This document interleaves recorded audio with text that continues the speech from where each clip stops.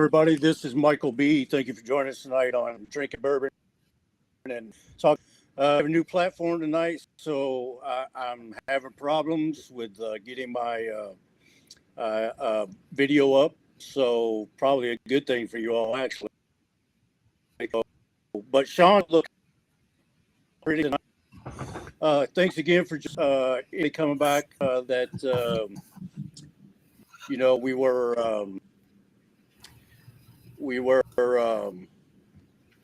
down on Twitter with them for 2 months. Can't get my account back. Is it? So we had to switch everything.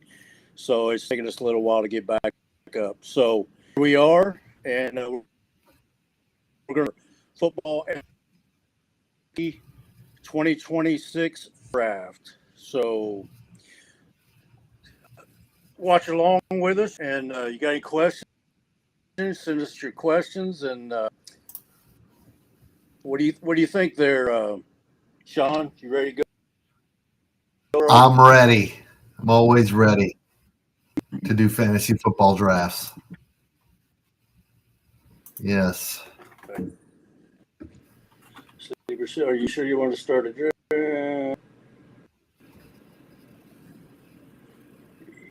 Yes. All right, here we go.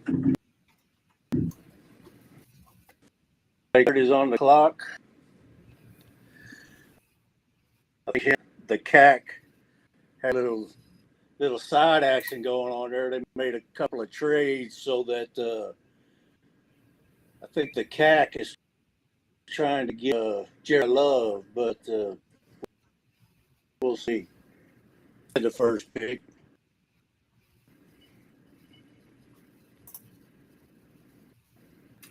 No, I'm not trying to do that. Let's see. Dirt, yeah.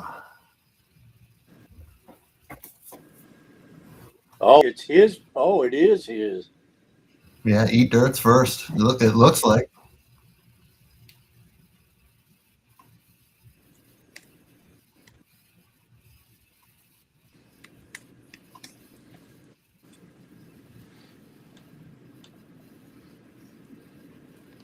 Come on, dude.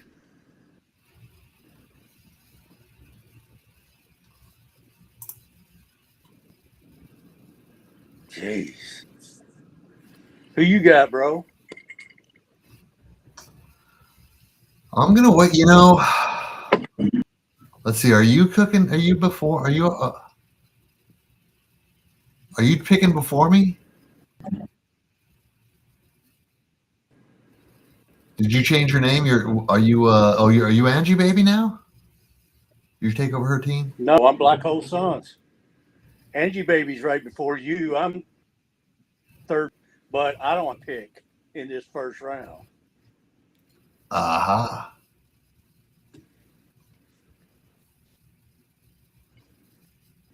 Man, this really is going on. Don't want that. Don't need that.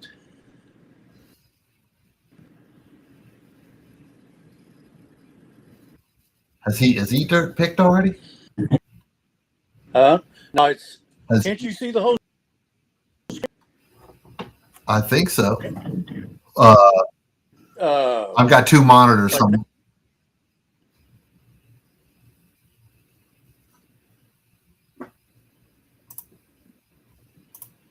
Okay, draft room. Yeah. Oh, there we go. Okay, got it.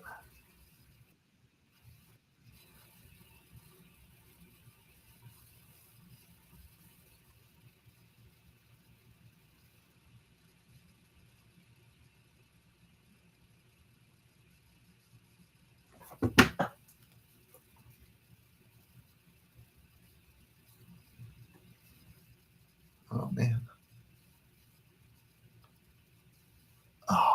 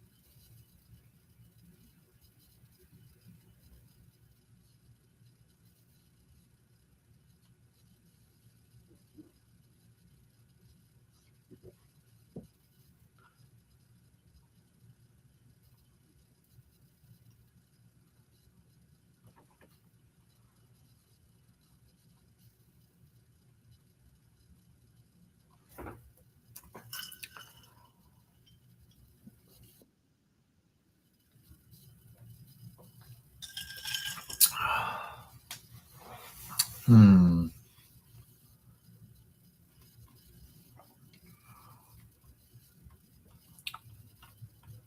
There he is. He's back. Oh my gosh. All right.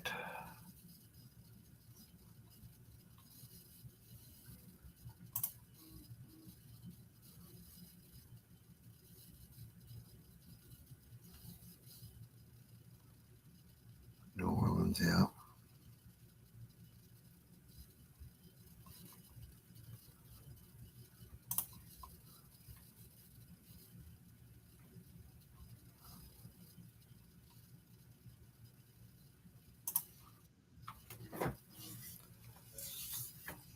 Mike Washington on my squad.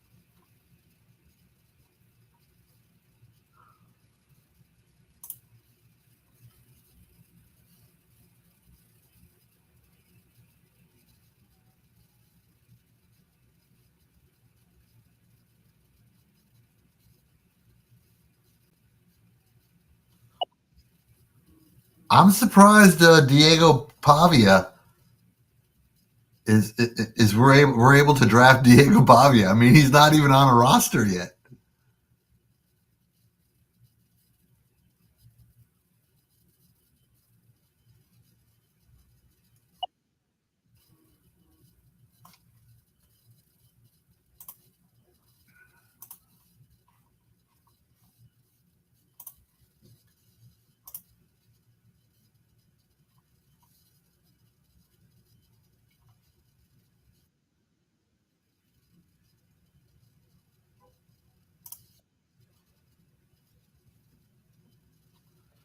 Michael, we can't hear you. I don't know if you can hear me.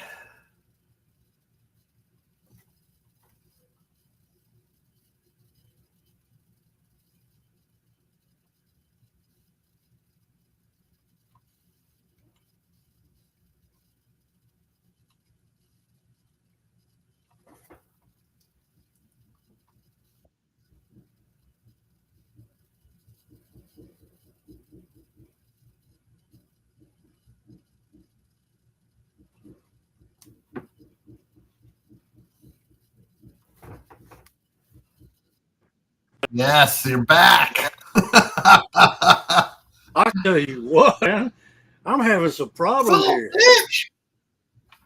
You're good. We can Fuck. see you. We can hear you now. You're in.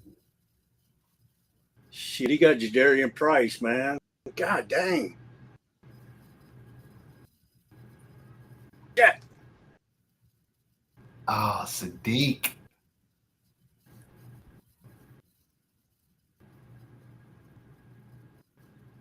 Yeah, I wanted him to. I should have took him first. But I got freaking I've got Tucker Kraft, so I'll be fine. yeah, I got Bowers on my squad, so I feel pretty good about it.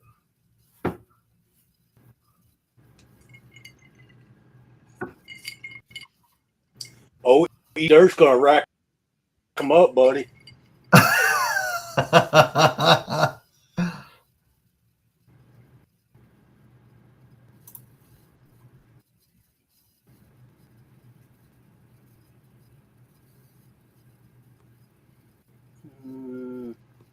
Look at that. 2 running backs right off the bat for him.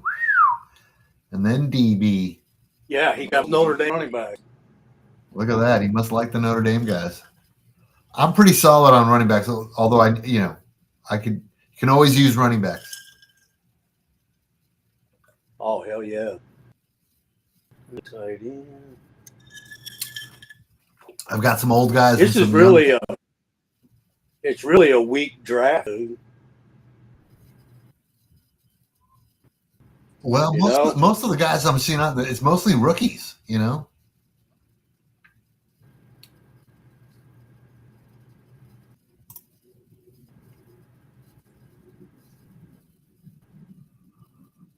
Fuck, I have no idea who I am.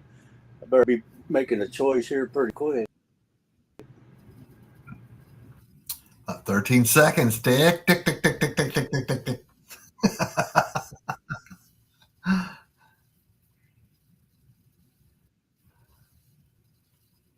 I lost you.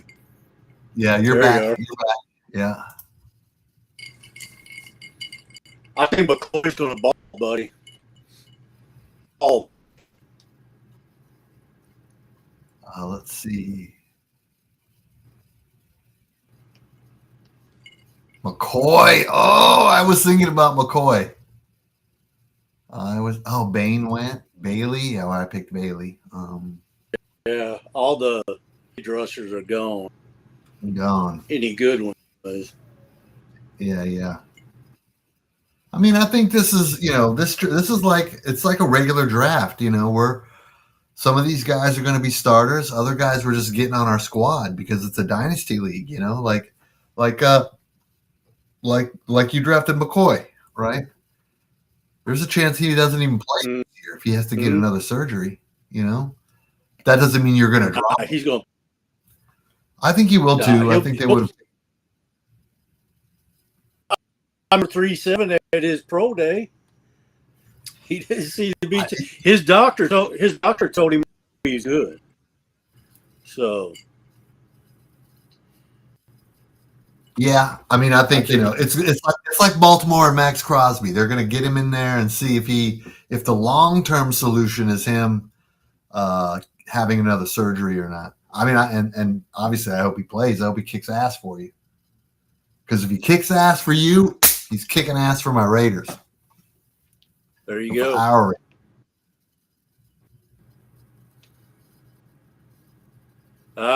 muted again. I can hear you. I couldn't hear you. I can now. Well, you keep going.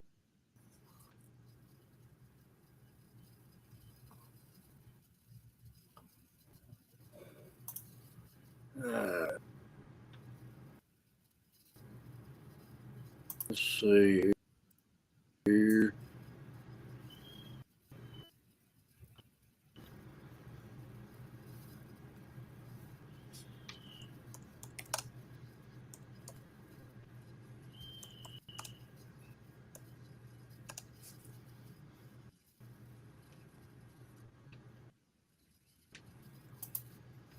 All right.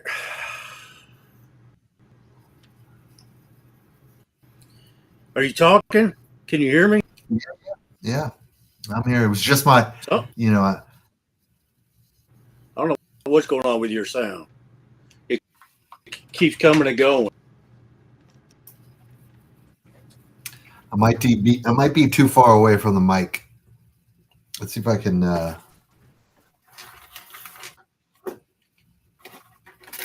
See if I can fix it.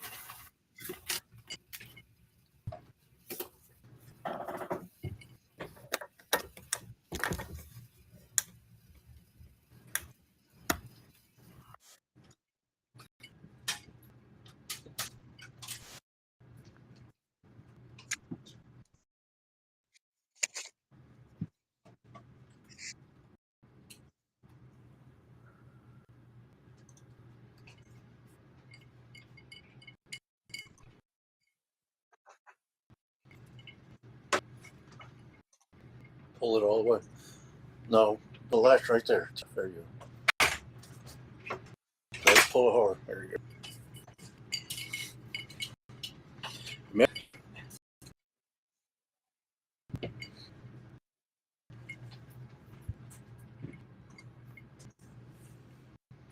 I guess nobody wanted to do a podcast with us. I guess not. You know, how many rounds we got? We got. Oh no. There's not that many. There's only what 1, 2, 3 more rounds. Yeah, that's why I said it'll start quick. Yeah. I mean, it'll get quick, rather. Yeah. Unless they want to keep dragging that one. Yeah, I mean, you should have. Oh fuck, that's me. Oh fuck. No. You're not. It's ape not kill. You're next. No, Oh, you see, you guys Arrow traded. two black. You guys trade. You guys swapped picks. That's Well, it'll show it in mine. Hell, that's back to back pick. Blacker, Romelo Height. Where's Zion Young at? Oh.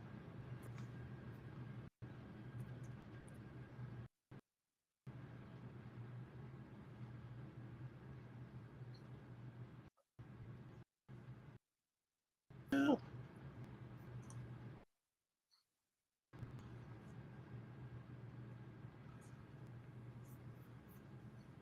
Oh, come on, dude.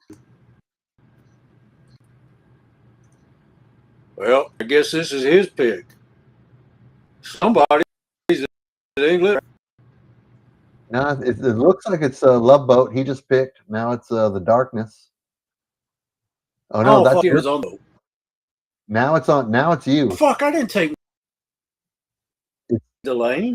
It's saying that. I mean, I will take it, but I didn't. Yeah, it says Black Any Hole other Sun time. underneath it, so I think you're up. Yeah, I am. You did some trades, It's man. confusing the hell out because when you traded with somebody, you would go underneath you and say it was from them. It doesn't do that anymore.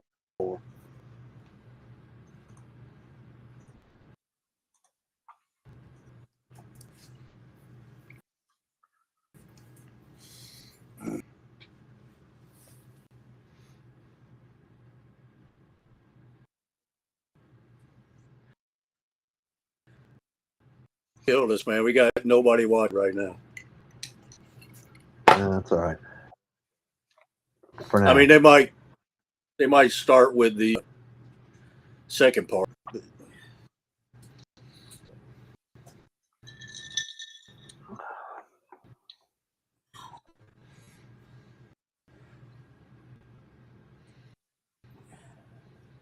But how was your trip? Oh, yeah, I know. You can go in there and lay down on the bed if you want. Oh, fuck, I'm up again, dude. You traded your ass off, dude. You got 2 in a row. Somehow I got. Did we trade? Oh, we traded draft picks. Yeah, for something. I don't know what. Okay. Hell, I'm up. No, that's No, you that's right me. there. You're up. That's me. Yeah.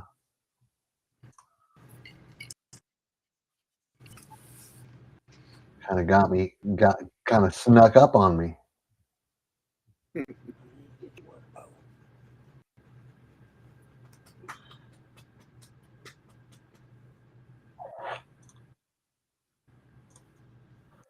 All right. How did you like the Raiders signing Roman Hitty, man? He was an undrafted free agent, right? Yeah, I tell you what, I like him a lot. I know we're gonna get into it. I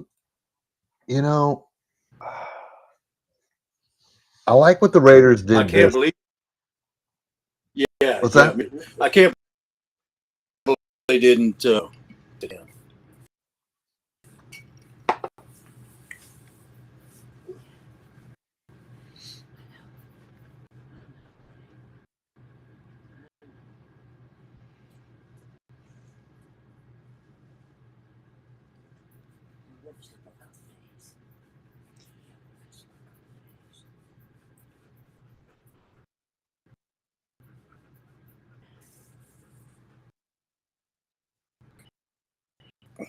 Would you want to me when you feel up to it, run up here to the dollar store and get that shit you was talking about? Just like a mile up the road. That's no, the spray for the gnats. Man, why you tell me to get out? I didn't think about it. Let's see here. Because them motherfuckers are everywhere. Black all over the tablecloth out there. What's that? Black boats all over the tablecloth outside. And that's nothing.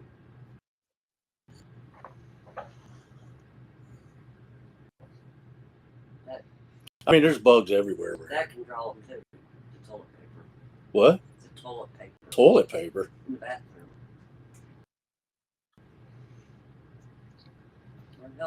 Well, I could put it underneath the counter now. God damn. Because when I was putting it under there before, damn stink bugs were getting it, smelling it up. I don't have many stink bugs now. So.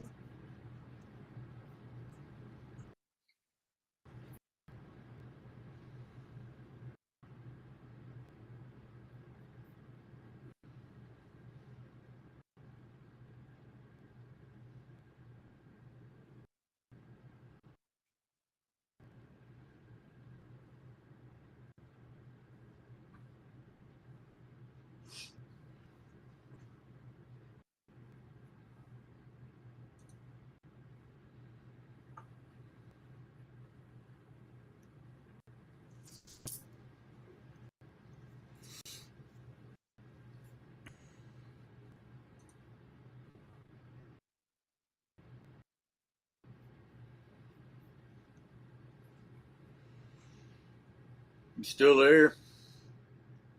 Yeah, I'm here. I can't hear you again. Damn it. Shut. You still there? Yeah, I'm here.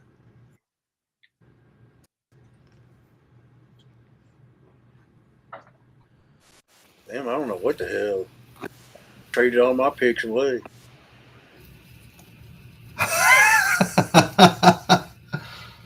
You're coming up. You're coming up.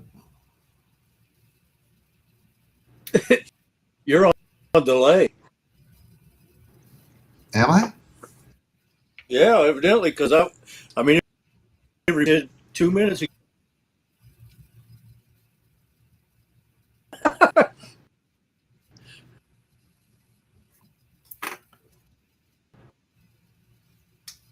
I have no idea, man.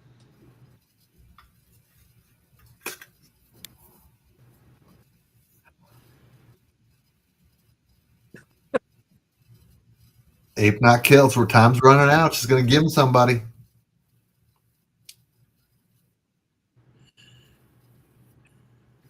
Yeah, I can hear you. I think what it you're was, picking Black Hole Sun. I had YouTube going at the same. Ah.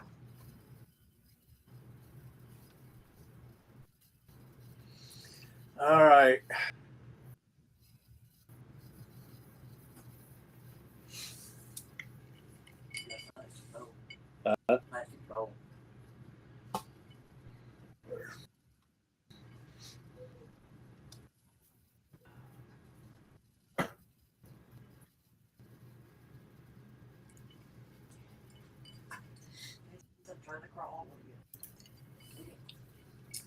Well, that's my last pick.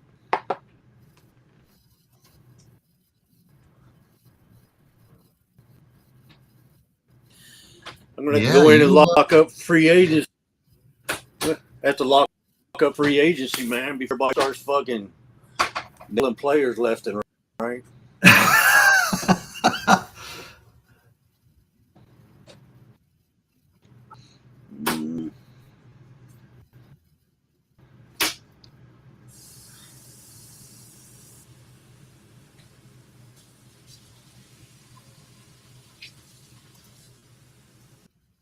Let's see here. League says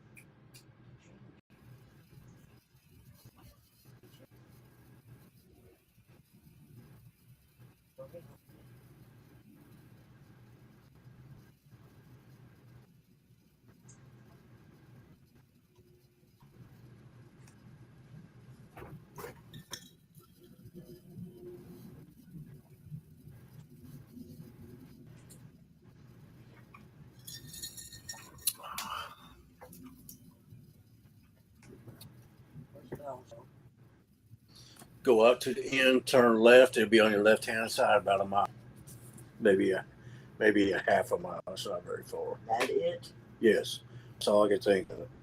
She'll probably whine and be nice to her. Huh? She'll probably whine and be nice to her. I'll be nice to her and smack the shit out of her. Maybe back. You be fine. You be fine.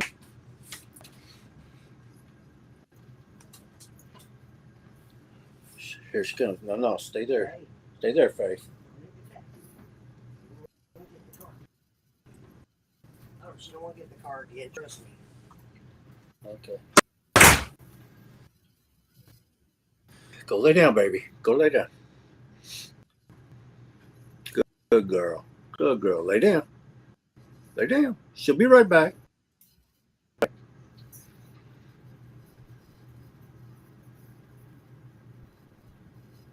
Fuck. I wanted Zion Young, man. I don't. Damn it. Who got him? Angie, baby.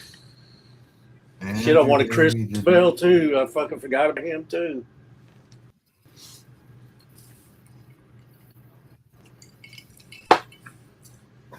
Go lay down. Lay down. Is Angie Baby actually still playing, or is it somebody else? Is who still playing? Is the original owner of Angie Baby? Is she still playing? Oh yeah. She's back. Okay. Looks like Vanilla King's on auto draft.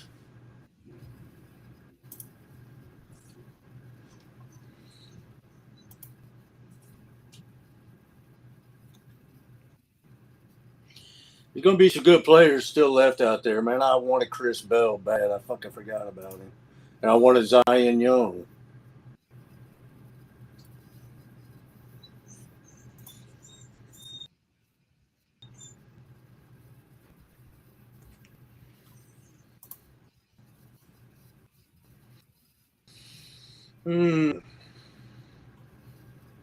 Well, we're about done here. About done, yeah.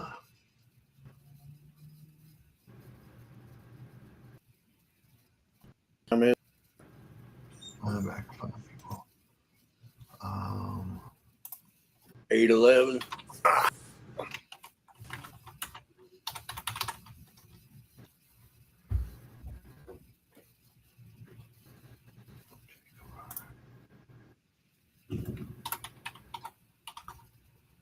Oh, who took Jacob Rodriguez?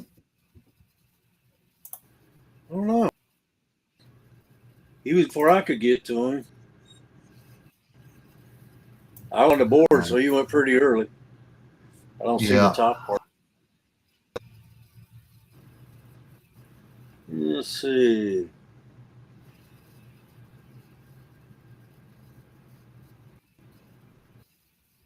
I don't see him on the draft board.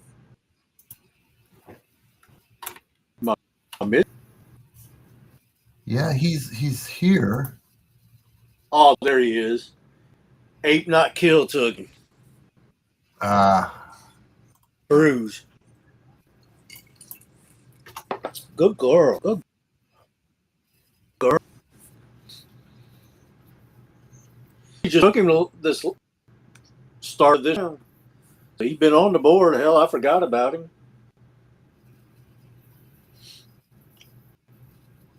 I needed receivers, man. So, and running backs. Need both. There's still going to be a lot of good players in free agency. Is that going to happen? Are they going to just free agencies open after this? People are going to start picking people up? No, I turned it off.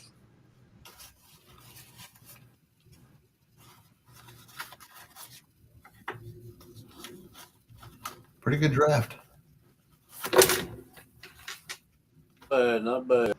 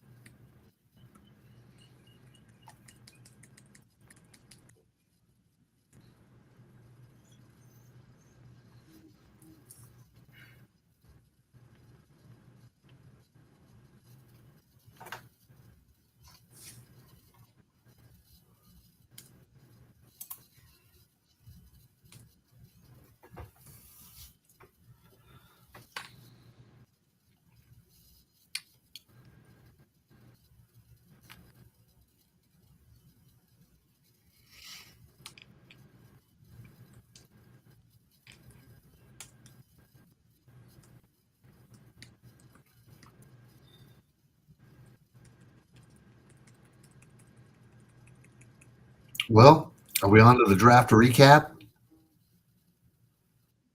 Yeah. We'll give Michael a few minutes. It's still fairly early.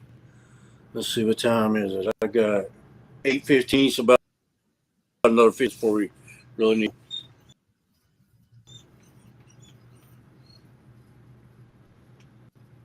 So how'd you do, man? I didn't even get. I tell you what, I didn't get to see anybody. I mean, I had a hard everything because I mean going back and forth. So. Yeah. I got. I think I did. I drafted Carson Beck, which was a mistake. I have too many I have too many good QBs. There's no way. There's zero chance Carson Beck starts on my team, but this year, I mean, I got Burrow. Yeah. If he starts on team, you're in trouble. I'm in trouble. You're exactly right. But I don't. Yeah.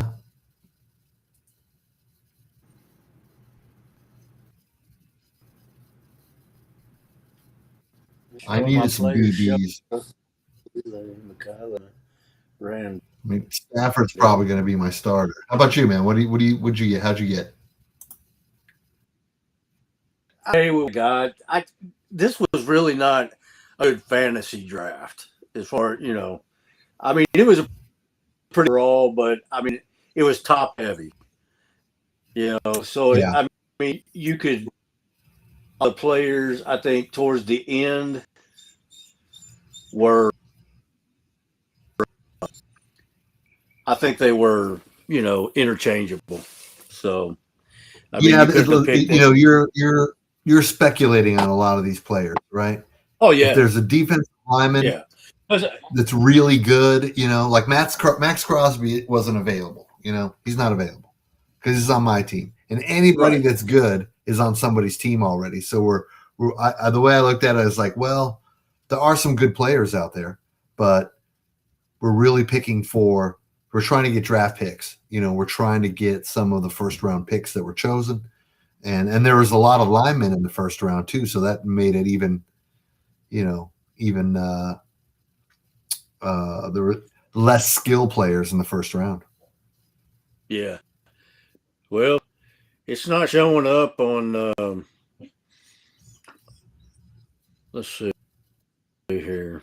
You got 11. Yeah. So it's, I needed receivers. I got receivers. So I'm happy. I got a couple runs. So, I mean, with me a first round pick away and stuff, there was no way that I was going to be able to get what I wanted. Well, I guess you could have traded back into the first. Yeah, but they want like your 5 of your first round picks and your daughter, your fourth born daughter, and dude, I mean, he changed his name to the Love Machine, something, Love Boat, something.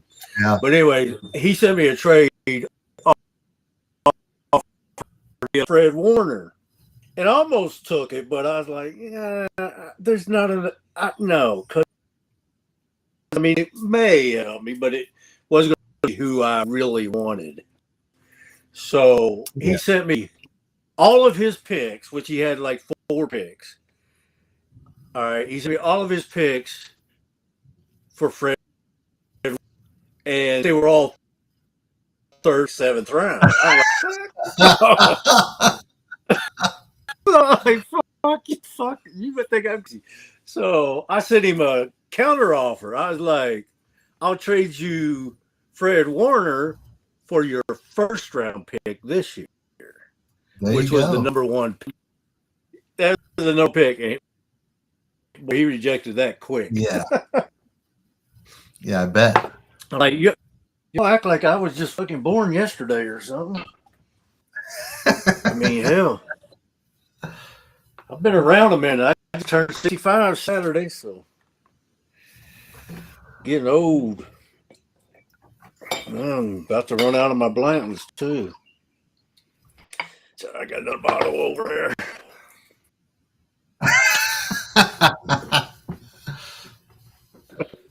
So I figured I'd go back to true to form here and start drinking bourbon on the show again. So, there you go. Why not? Why not? You know, I didn't get a chance to watch a lot of. Normally, I just plop down in front of the TV and watch the draft all the way through. But I was working this weekend, and so I was kind of intermittently watching it or just checking who was picked. But were there any other teams that let their scouting department come out and talk to the media, or was it just the Raiders? From what I mean, I didn't get to watch all the pressers, but from what it's just because and so yeah, what's that? I think because Spytek mentioned something about it, and he said that he wanted to get the people that were responsible for scouting these players, get them in front of the cameras and tell them what they saw and why they over another, whatever. So get them kind of involved and get them some camera time and stuff, which I think is pretty cool.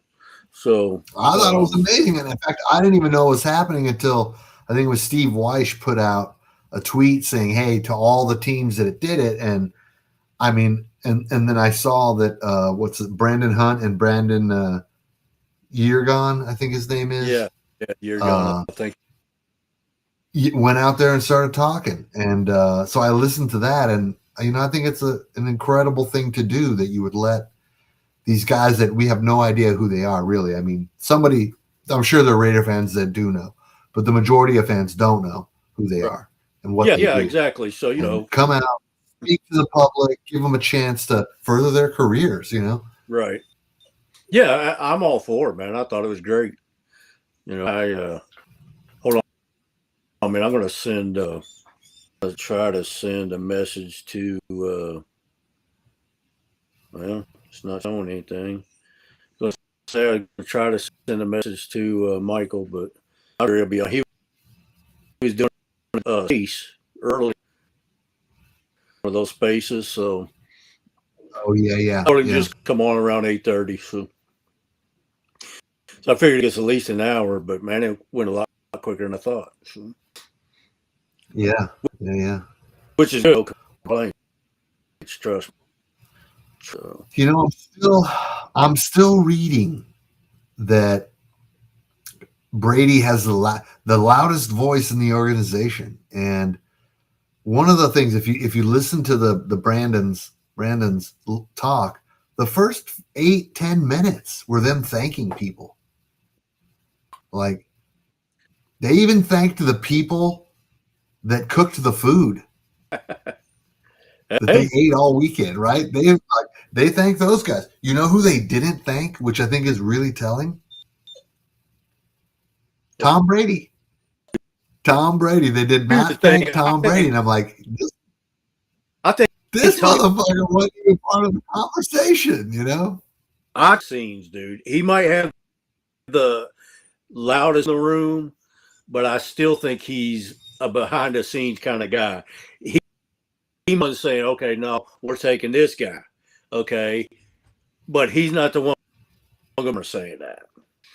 Because well, no, I agree with that 100%. Yeah. But I think these guys, if that was happening, if Brady was actually like, no, we need to take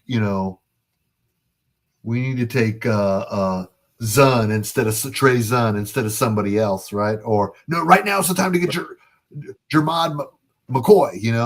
I don't think he's there. Yeah, Faith, lay down. I don't think he's back.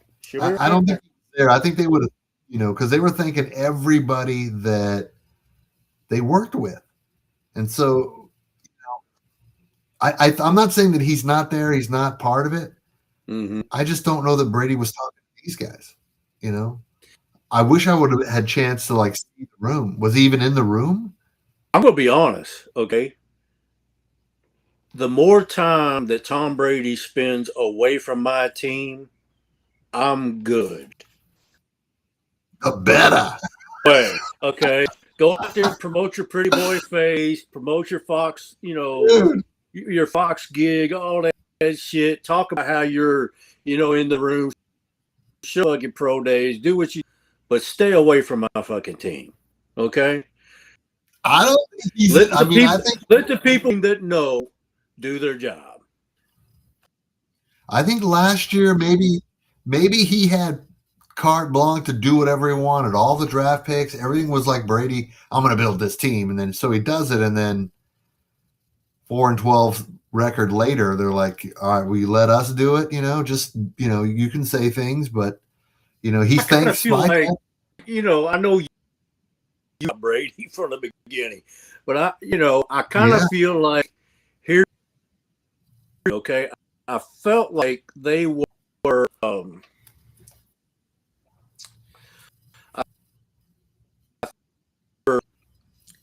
They were in a rush putting everything together because it took so long to get the coach. So, they lost out on Ben Cleveland. Well, and the GM. Yeah, they lost on Ben Johnson. Spytek was a late hire, like you said. That contributed to a lot of the unsettling dysfunction and all the stuff. Yeah. I mean, I just feel like they didn't have it in time for free agency for the draft. So, my personal opinion is Brady is there, and he's watching, and he's learning. He's learning how, because he's I don't know that I don't remember them saying he was part of Tampa Bay's drafting or New England's drafting. I never heard, Brady loved this rookie run. Brady didn't. I don't think Brady had a say that when they drafted Gronk. So I think now he's taking a step back. He's learning how the system works, and his opinion on it. Where he fits in. Did he have something to say about Mendoza? I'm sure he did. I'm sure he was. Him and Spytek talked a lot about Mendoza, but everybody else, I'm not convinced. And when they thank everybody except Brady, I think it's a little telling. Like he wasn't there. He wasn't a part of it. Unless they specifically told him, don't thank Brady. Right. But I doubt that. Right. That's the thing. I'm just stay the hell away. You're not a Mark Davis stepped back this year, which I was glad to see finally. And I want Tom Brady to stay in the shadows too. You don't need to be out there making personnel decisions. You don't need to be doing that. Yep. You hired a jury, let him do his job. And I think so far, if and the draft, Spike has it. I mean, dude, the defense is going to be so freaking improved through free agency, man. It's just it's incredible. I couldn't believe so. N'Kobe Dean, Trayon Walker, got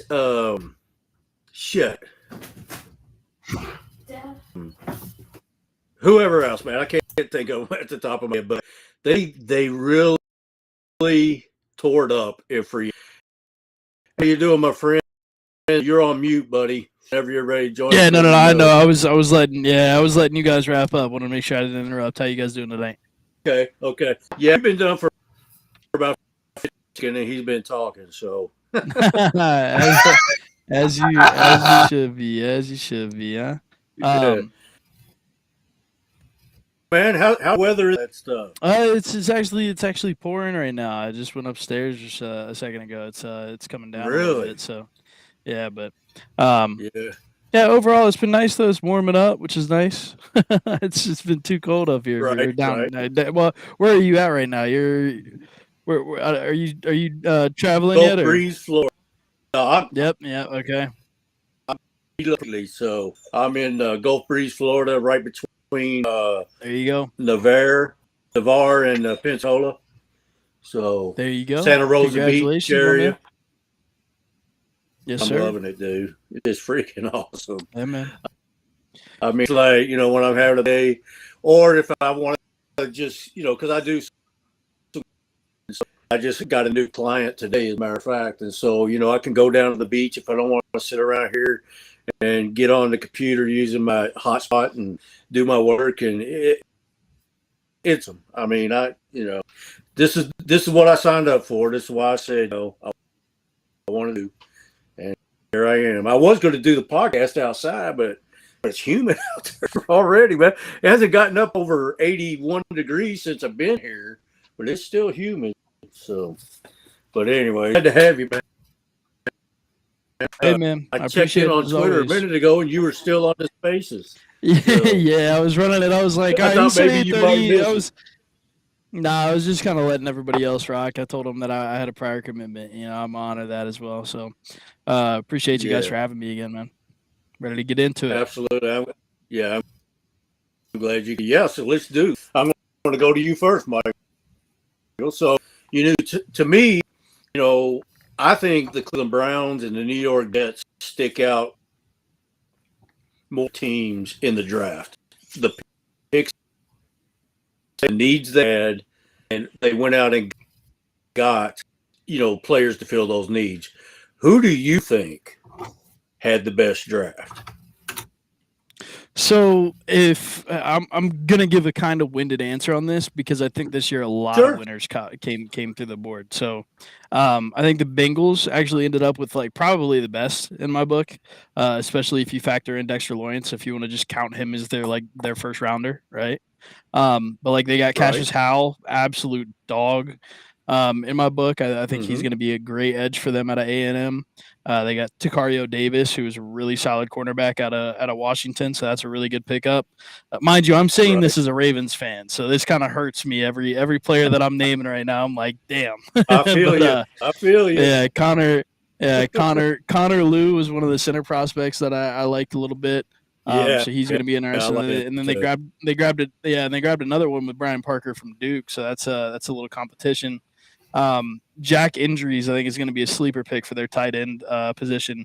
And same with Landon Robinson, their 7th rounder D tackle from Navy. He was pretty high on my board for D tackle. So it was a really deep D tackle class, but that was one of those like later round guys that I think is kind of a sleeper pick that I think they did really, really well on.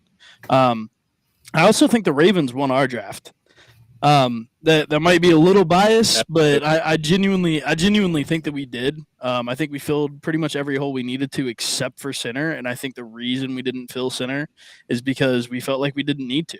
I think we have the answer in our opinion is on the roster. I think they had the idea that we already had somebody on the roster to kind of fill in, but I mean, going out and getting guys like Jacoby Lane and Elijah Surratt, that's going to be huge for Lamar Jackson. Finally getting not only one X receiver, exactly, not just one X receiver. He's getting 2 X receivers who are great at contested catches.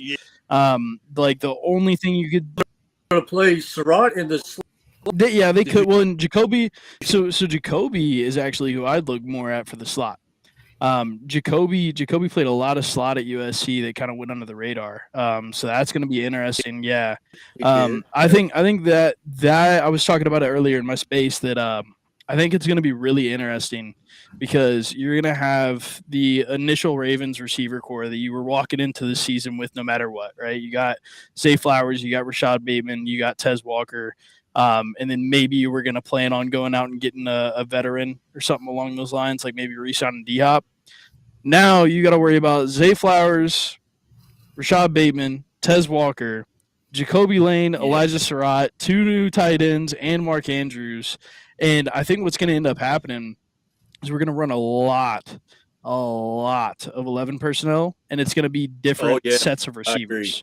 You're going to have, like, Zay Flowers is probably going to be the only receiver who's consistently on the field. Aside from that, you're going to have a lot of rotations going on where it's going to be a bunch of fresh-legged receivers who are always ready to go out and make a big play. And I think that's going to be very, very challenging for defenses to stop, especially when you also have to worry about Derrick Henry and now Adam Randall, who is like I forget, let me look, 6'3", I think. 6'3", 232, and ran a 4.5. 40. Yeah. Exactly. Yeah, Derrick, almost as big as Derrick. And the craziest part is he started out as a receiver. So a lot of his tape that I've been tapping into is his receiving stuff. So that's a very good pick by Steve Bisciotti as well, which is kind of interesting. He wanted it on this draft and went out and did his research and picked Adam Randall. I think it's a really good pick by Bisciotti there. So, I think the Ravens absolutely killed it. I think Tampa Bay absolutely killed it too. They went out and did their thing. I think they definitely got a winning grade for me. When it comes to Bain, they replaced well, they haven't replaced him. It's his last year on his contract. Dennis, their linebacker, he'll probably be out. His rookie contract is up this year. So they replaced him with Trotter. And then they got Hurst, who I think is going to be a great replacement for Mike Evans if given the right opportunities. And so we'll see how that pans out. And they only had 7 picks. So, I mean, for only having 7 picks, which isn't insanely small amount, but like compared to a team like the Ravens who walked into the draft with 11, like it's, you did pretty well with only having 7 spots, 1 each round, if that, right? So, yeah, I think Seahawks did really well. The Jets, maybe aside from Cade Klubnik, that dude's terrible. That's a pretty it's a pretty goofy pick by them, but everybody else was like 10 out of 10. So I mean, I can't even be mad at them. If you're gonna have one bad pick, I guess go for that guy. The Colts I thought did really well, and then I've been neglecting them a little bit because I want you guys to talk about them because I think you guys are probably a little bit more knowledgeable on your all's picks than me. But I think the Raiders also won. Fernando, obviously, I think it's going to end up being really, really good for you guys. But I think the cool thing with Fernando is he's going to sit behind. In my opinion, I think he's going to sit behind Kirk for maybe half the season, maybe a little bit less, right? Maybe a little bit more. Just depends on how he's developing in the Kubiak system. But I mean, you guys went out and got Mike Washington too to add on to the Ashton Johnson. That's crazy. That is going to be an insane backfield to worry about. He's a beast. Yeah. I think I've said this for a while. I think Mendoza is going to be really solid for you guys for a couple of reasons. I'm not high on him as a prospect. I think if it was any other QB class, he would not be as high as he went. And that's not me trying to hate on the kid at all. I think he's a great player in his own right. I just don't think he's the insane prospect a lot of people see him as. But I do think he is really solid fundamentally, and I think he has a lot to build on. But the biggest thing for me is a lot of the kids that come in with the insane talent, they come in with this like high horse attitude. And if you go into a place like Las Vegas with that attitude, it's going to be a problem. I think they picked they avoided a kind of Johnny Manziel kind of issue, and they got a family guy who is centered, who is close with Tom Brady already. Tom Brady loves the kid. And then on top of that, he's getting a guy like Clint Kubiak to get him into a really good system offense to build off of. And if a guy like Sam Darnold, who I think is a decent quarterback, can succeed in that same offense, I think there's no reason Fernando Mendoza won't be able to, especially sitting behind a guy like Kirk Cousins. So I think you guys killed that draft as well. But yeah, that would be my winners. I honestly, there's not many losers this year. There's a couple of teams that I'm like questionable on, and even the teams that are questionable, they got some pretty good picks out of it. So it was a really good draft this year. as far as prospects. This is the most dived and tapped into a draft that I've been as far as scouting prospects and stuff. So it's been a fun one for sure. Oh, same here. So, and I appreciate that Michael. I agree with you 100% on that. And to be not, a top heavy, basically, because, and Sean and I were talking about this before you came on. It's in the middle of the draft, players were interchangeable. It's like, I could take this guy, but I could also take this guy, because I see them, I value them the same. So it's basically we need, is how we're going to go in that direction. So the one thing I wanted to talk about was Adam Rand, like you said. He started out as a wide receiver, and I've said this from the first 8 eyes on that dude, Cordero Patterson. That's who he reminds me of. That's actually a really solid comp. Yeah. He catch the ball. He can block out of the backfield, catch the ball. He can run, or he can catch it anywhere on the field. So you can move him in slot. You can put him at running back. You can, on and on. The dude's just a straight up baller. So I love that pick for the Ravens, and that's probably my favorite pick. For talk about, I think they stole or whatever. I mean, of course, Ioane, I mean, we needed him, we got him, thank God. But Adam Randall, I really like that pick. And I mean, I'm with you. Ravens knocked it out of them, as did the Raiders. So, Sean, you're up, bro. Same question. Well, you know what? You want to draft? There's not much more to say. I think you guys nailed it. But I'll say this: going into the draft, everybody was saying kind of what you guys just said, and I think which is it's a top-heavy draft. There's not a whole lot of talent at the skill positions, so there wasn't a lot of candy there. So there wasn't a lot of reaching. Everybody just believed that there wasn't that that's much. why you got level grades there. Exactly. So anybody minus or a C plus, basically. The only questionable pick that I saw was what's his name? Who did the Rams pick? That quarterback, Ty Simpson. I love that pick. Only quarterback. I love that pick. Doing these guys I are love that pick. Yeah, he's going to be sitting. I think that's going to be a great pick for them in the long run. So I don't disagree with that. When somebody asked me what it was, I said that's just the GM trying to secure his job. That's what that pick is, right?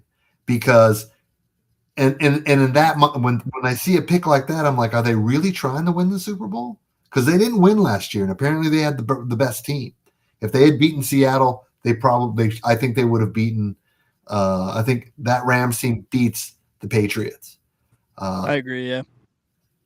Adams isn't getting any younger. He's 34. He's not the same. You still have Puka, but they could have had Lemon on their team. They could have had a nice young wide receiver. They drafted Georgia's quarterback when they won the national championship a few years ago. He's their backup. I just thought it was an opportunity to like. Is that Stetson? Stetson Bennett? Stetson, yeah. And so he's been the backup. During preseason. All right, neither of these guys are going to be the white plugged in. If they don't make it to the Super Bowl, can we look at this pick? I don't know. We'll see it. I mean, when Green Bay did it, it worked out, and I think you're right. This will probably work out for them also. But Green Bay hasn't won a Super Bowl. Yeah, won some games. So if the goal is just to win games and keep your job, great pick. If it's to win the Super Bowl, I'm not sure that it's a Super Bowl winning pick. I mean that org might have it in their mindset that like hey we're still able to compete right now. There's still a chance we can make it to the Super Bowl, but keep in mind we also just won one not too long ago. So I mean we're relatively fresh off of a Super Bowl. You want to keep competing for one. I think you secure your future, but then also still build with your later picks. But no, I don't disagree with you at all. I think that's part of the reason why McVay was a little upset. I think he might have been. I think you might have been able to wait a little bit too. I don't know if you necessarily needed to go on him at 13. I think you might have been able to grab him in the second round if you wanted to. But I know there were a couple of teams kind of eyeing the kid, so Yeah, I guess yeah. they just wanted to be sure. You know, I think McVay's look. The look on McVay's face yeah, he was looked pissed. He looked pissed. like, if okay, how about this? If McVay decides I'm out of here, Yeah. I don't know if that pick is going to look so good, depending on who the next coach is, right? I'd say one of his I- proteges would step up. I think McVay and I can't remember their GM's name. They were in lockstep on this pick. Apparently, that's what they said. That's what they said after. Yeah, less need. Less need. They, the first press conference, Les said everything, and McVay kind of said a little bit. I think McVay, when you call the kid, you can't, like, this is their dream. You can't be like, yeah, I didn't really want to pick you. You're not going to exactly. You're not gonna go to the media and say, yeah, I really did not want that kid, but GM made a boss call, right? Like that's not what you do. Yeah.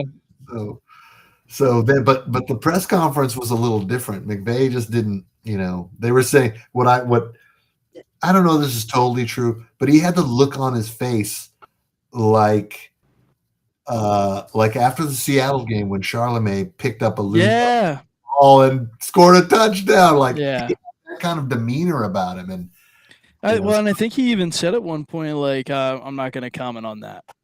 Like, I'm not going to comment on that pick. It's like, well, why are you going to comment on it? If you're locking step with your GM on it, you like the kid, then you should be like, I love the pick. Gonna be exciting to work with him and build him up. Maybe Stetson's his guy. Maybe that's the case. Is he values Stetson? Yeah, he had said that Stetson was a first round pick, and whatever. But I will say this: here's the other thing that I don't think really was mentioned, and probably for good reason. I mean, Puka just got out of rehab. Yeah, that is actually an interesting point. I kind of forgot about that. Not gonna lie. Puka's gonna be the future. Dude just got out of rehab, so we don't know what his mental state is. Yeah, but could he be? What if Puka's off the team in 2 years? Who's your star? It's interesting to think about. Now, maybe they're banking. I know next year is a really solid receiver class coming up. So maybe they're just banking on, hey, we don't really see any receivers that really pop out to us, So maybe they're like, I'm willing to wait. I'm willing to go ahead and say, you know what, I'll see who falls to me next year's draft and see what happens. It's kind of like me. It's kind of like the opposite of this pick is what Kansas City did, right? Yeah. Everybody was saying, well, Kansas City's not going to pick in the top 10. They're not normally going to be doing that. Well, the Rams don't normally pick in the top 10 either. And so they chose a player that's not going to play next year, where KC chose a player that is actually going to help the team win next year. Yeah. Injury or something like that. So I thought that trade up was kind of weird for Mansour. They must have really thought somebody was going to reach in on him. I think Washington could have. Yeah. That would have probably been my only other guess. But I mean, there were still some, like, they could have gone Bain. They could have. Well, no, they probably wouldn't have gone Bain with Owe and I forget the other guy who signed to them. They just traded Boye Mafe to the Rams, so they needed a cornerback, and I don't think cornerback is like.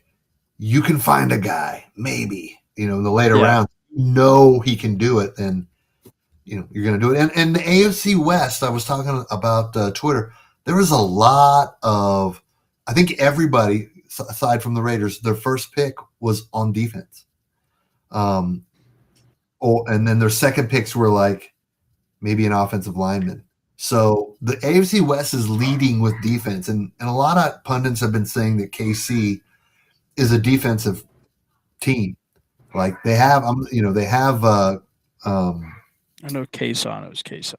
My bad. Yeah, they've got the quarterback, and he's going to be dynamic, but they haven't been scoring a lot of points. They've needed the defense to kind of shut people down in KC. Yeah, and I think they're in that kind of cycle where Kelsey's not getting younger. He only played. Yeah. He'll probably play 30% of the snaps, this year. And they don't really have the Texas wide receiver played pretty well. I forgot his name, but they're still looking for offensive players. They got Cyrus Allen this year. He's a pretty solid receiver out of Cincy. But I don't know if he's like necessarily a big needle mover, but he's solid for sure. I don't think he's a bad pickup at all. I think what we were talking about, like not reaching. I think Baltimore's first pick was just perfect for them because last time we were on, we were talking about guard play. There was a lot of talk about the guy that went with Harbaugh to the Giants. I forgot his name, but Falele, yeah, we call him Falala. So I think shout out to my buddy E3 on that one. Let's go back to. Okay, you've talked enough, Sean. Shut the hell up. Okay, this is not your show. It's our show. Okay. I got him talking. That's my bad. I'm sorry. I'm just going to sit here. I get there you go. So, hey, that doesn't sound like a bad night. But I do want to move us along, so that we can cover, more ground. So just real quick on the Ty Simpson trade, I was exerted effort with McVay and the GM. However, what McVay said today is that, he wanted everybody to understand that still Matthew Stafford's like, that went without saying. So, okay, whatever. And then going back to, because I think the Red took him at 13. They were probably concerned that the Jets would trade back into the first round and take him. I guarantee you they had Klubnik. So that's kind of how I'm looking at that. But anyway, so great insight, guys. Great insight. So which team out of all 30?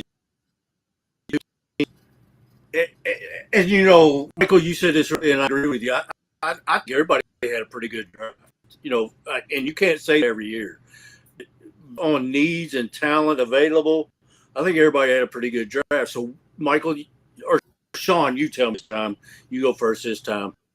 Who do you think themselves the most out of this draft? That's a good question, and I would say there are teams that are already like Seattle got a running back. That was huge, right? I don't think that supersedes what the Jets did or what the Raiders did, but they're in different spots. So I would say, there are teams that don't have as much. They've had to fill a lot of holes. And then there's teams like Philly that were picking for luxury, so to speak. So for teams that are already, winning, I think Philly did really well. And then teams that are up, the teams that are up and coming, kind of tie between the Jets, the Raiders, and Tennessee. They just got a lot of picks that seem like everybody's like, oh, they feel. A lot of people say I've read that Tennessee had the best draft. I think we'll know next year whether the first rounders, Well, I like taking comfort. Because Cam Ward needs all the weapons he can get. So, and I, thinking,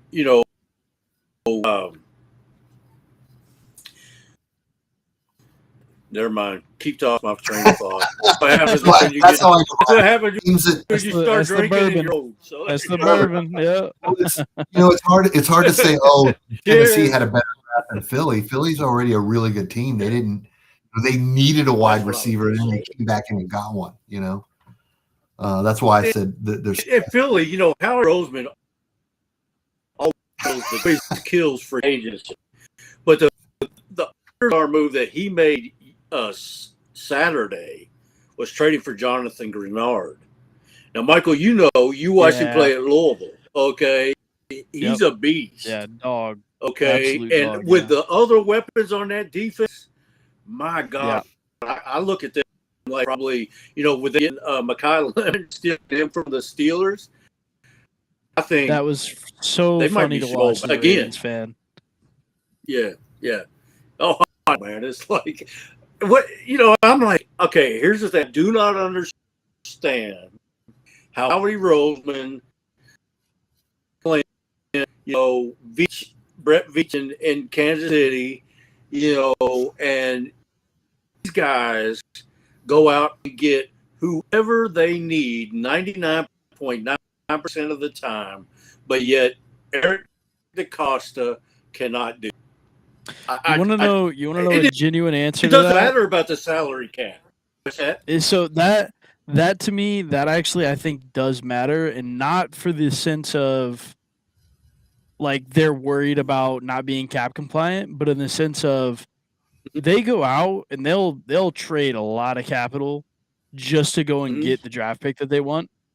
And then Mm-hmm. they're gonna have to pay up here in 5-6 years, whenever all these big draft names that they've got once they start hitting. But the reason it's gonna keep working is because they'll just trade those guys out, get more picks, and then draft more. But Exactly. the kind of Like downfall, but the only downfall to that is you're always gonna have young guys.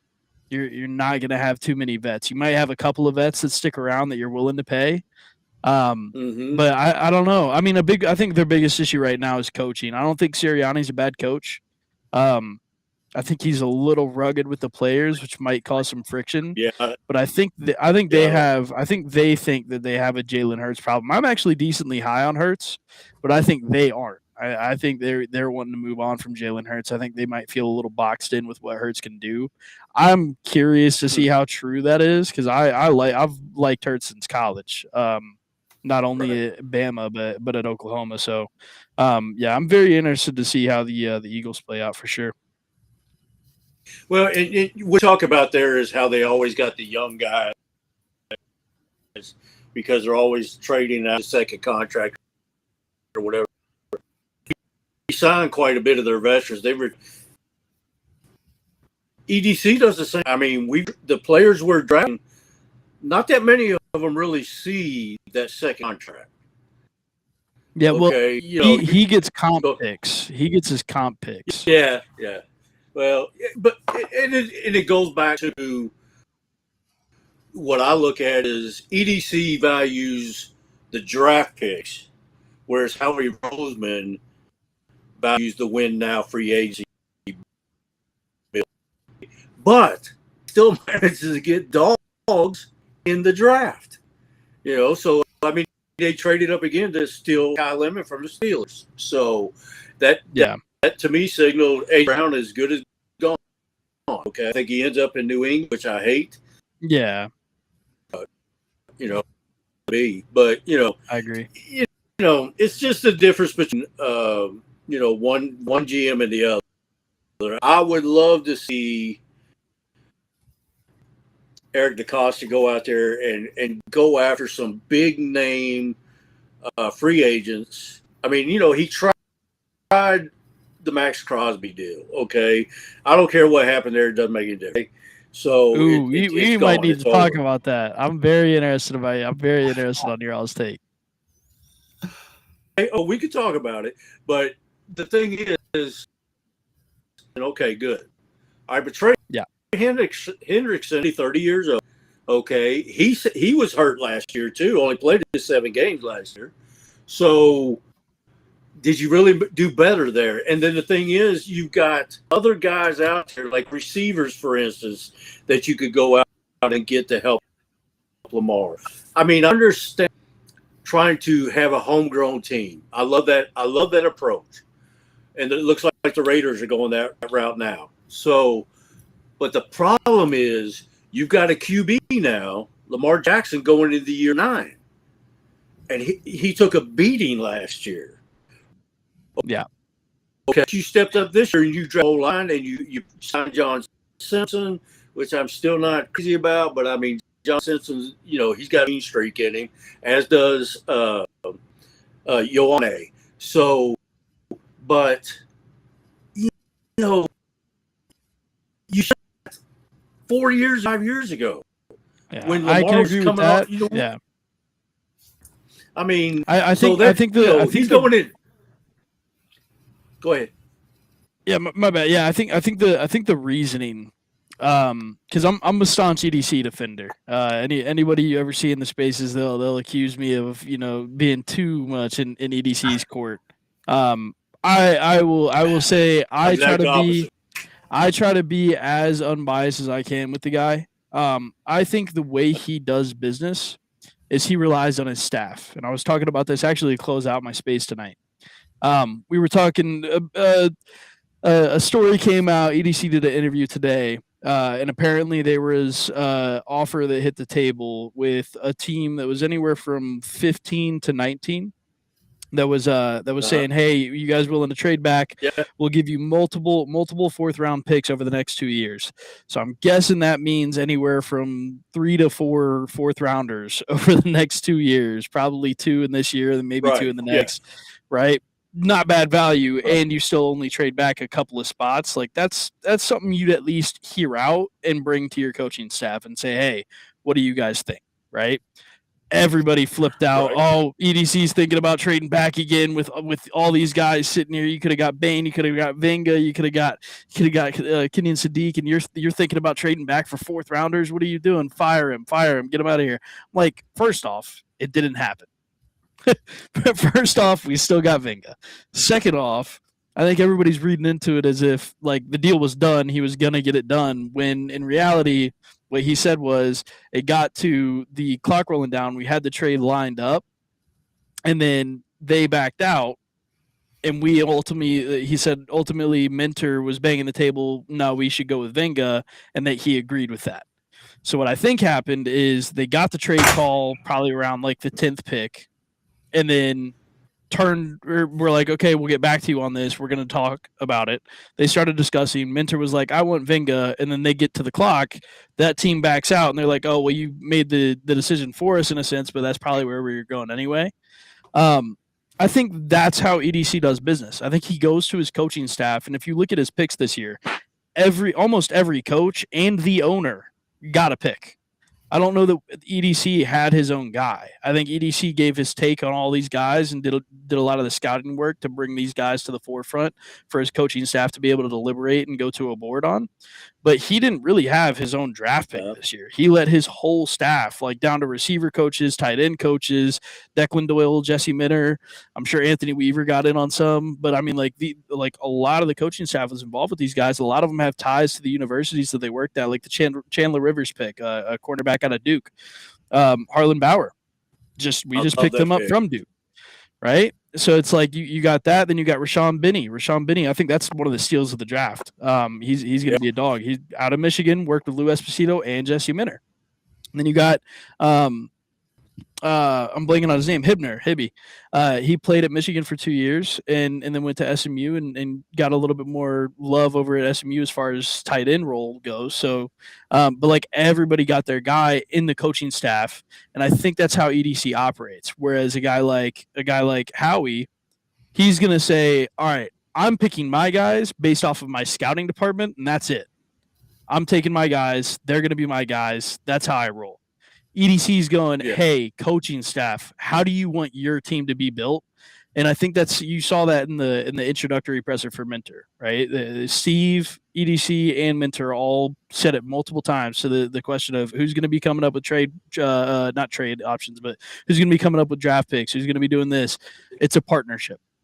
That was the main thing they kept going back to. I think they really do want like a cohesive, the GM isn't over the head coach isn't over the GM. It's a partnership. And I think where it's failed in recent years is not only did Harbaugh allow his mom to influence picks with guys like Ben Mason, which like she literally said, I like Ben Mason, draft that guy. And Harbaugh was like, okay, EDC, you know what to do. It's like that kind of stuff can't happen. Like we're playing in a professional football league. Mom can't be making your picks for you just because she liked the kid from Michigan. That just can't be the case. So you have that, which is a big thing where like Falele was one of his guys that he showed Eric and Eric fell in love with, right? And it's like, okay, you're looking at prospects that aren't really high. Exactly, right? But you're looking at prospects who aren't really high on boards, but even guys who like Falele, for instance, the biggest problem for Falele was development. And that's where I think the coaching staff for me is more of the detriment in past years to EDC's process than it is EDC. I think the coaching staff took a lot of guys like you guys know Caillou Blue Kelly. He started a lot of games for you guys at corner this year. We were all pretty high on him to play corner. We never gave him a snap. And then now he's a starter for the Raiders. And I know you guys had a different corner situation, but end of the day, that shows where, you know, Harbaugh's coaching staffs were not developing very oftentimes. Like I think the last true developer of a coach that we had in that system in that staff was Mike McDonald, and then it's just been a barren wasteland since. Right. So I think that's been the biggest issue on that note. Yeah, and I kind of feel like you know, coming from a special teams background versus a positional coach or even a coordinator other than special teams, that was a detriment. 100%. And has been for the entirety of his time there, because he took a team pretty early and won a Super Bowl, but that wasn't his team really. Okay, it was Brian Billick's team. Okay, I mean, it was a couple years after Billick was removed, yes, but it was still the same players that had already built that roster on. Well, so and I think Ed Reed's on record saying they let a mutiny that year. so yeah, no, you're 100% right. Yeah. Exactly. And, you know, so I feel like what has held the Ravens and what has held Lamar Jackson back has been John Harbaugh, simply put. I mean, when you talk about Harbaugh letting his mom make a pick for them, okay, it's one thing letting the owner do it, okay? I'm sure the owner's going to he's scouts working for him.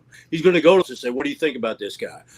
I really like this guy, you know, and they're going to say, he sucks, okay, or you know, but like Ben Mason, come on, you know. So I think Harbaugh, and he's so fucking stubborn that he will not, you know, just like with Falele, okay. He convinced EDC he was this, that, and the other, and he was none of that. And I agree with you. A lot of that was development because he did not develop once. But that, again, falls on Harbaugh because George Warhop as his offensive coordinator or his offensive line coach. And it's like, well, needs to be gone like Harbaugh does. Okay? So I think if Falele would, listen, you know, and I didn't, but if Falele would have resigned, I think you would have seen, I don't think he would have started this year, but I think you would have seen huge improvement with Dwayne Ledford as his coach. Oh, yeah. I am totally in love with Ledford. I have a man crush. He, you know, when he was here, you know, I got to meet him and his wife, and, you know, he gave me a Band of Brothers bracelet, you know, and it, dude, awesome, okay? He's a hell of a coach. So that goes back to saying what we were talking about earlier about the center position. If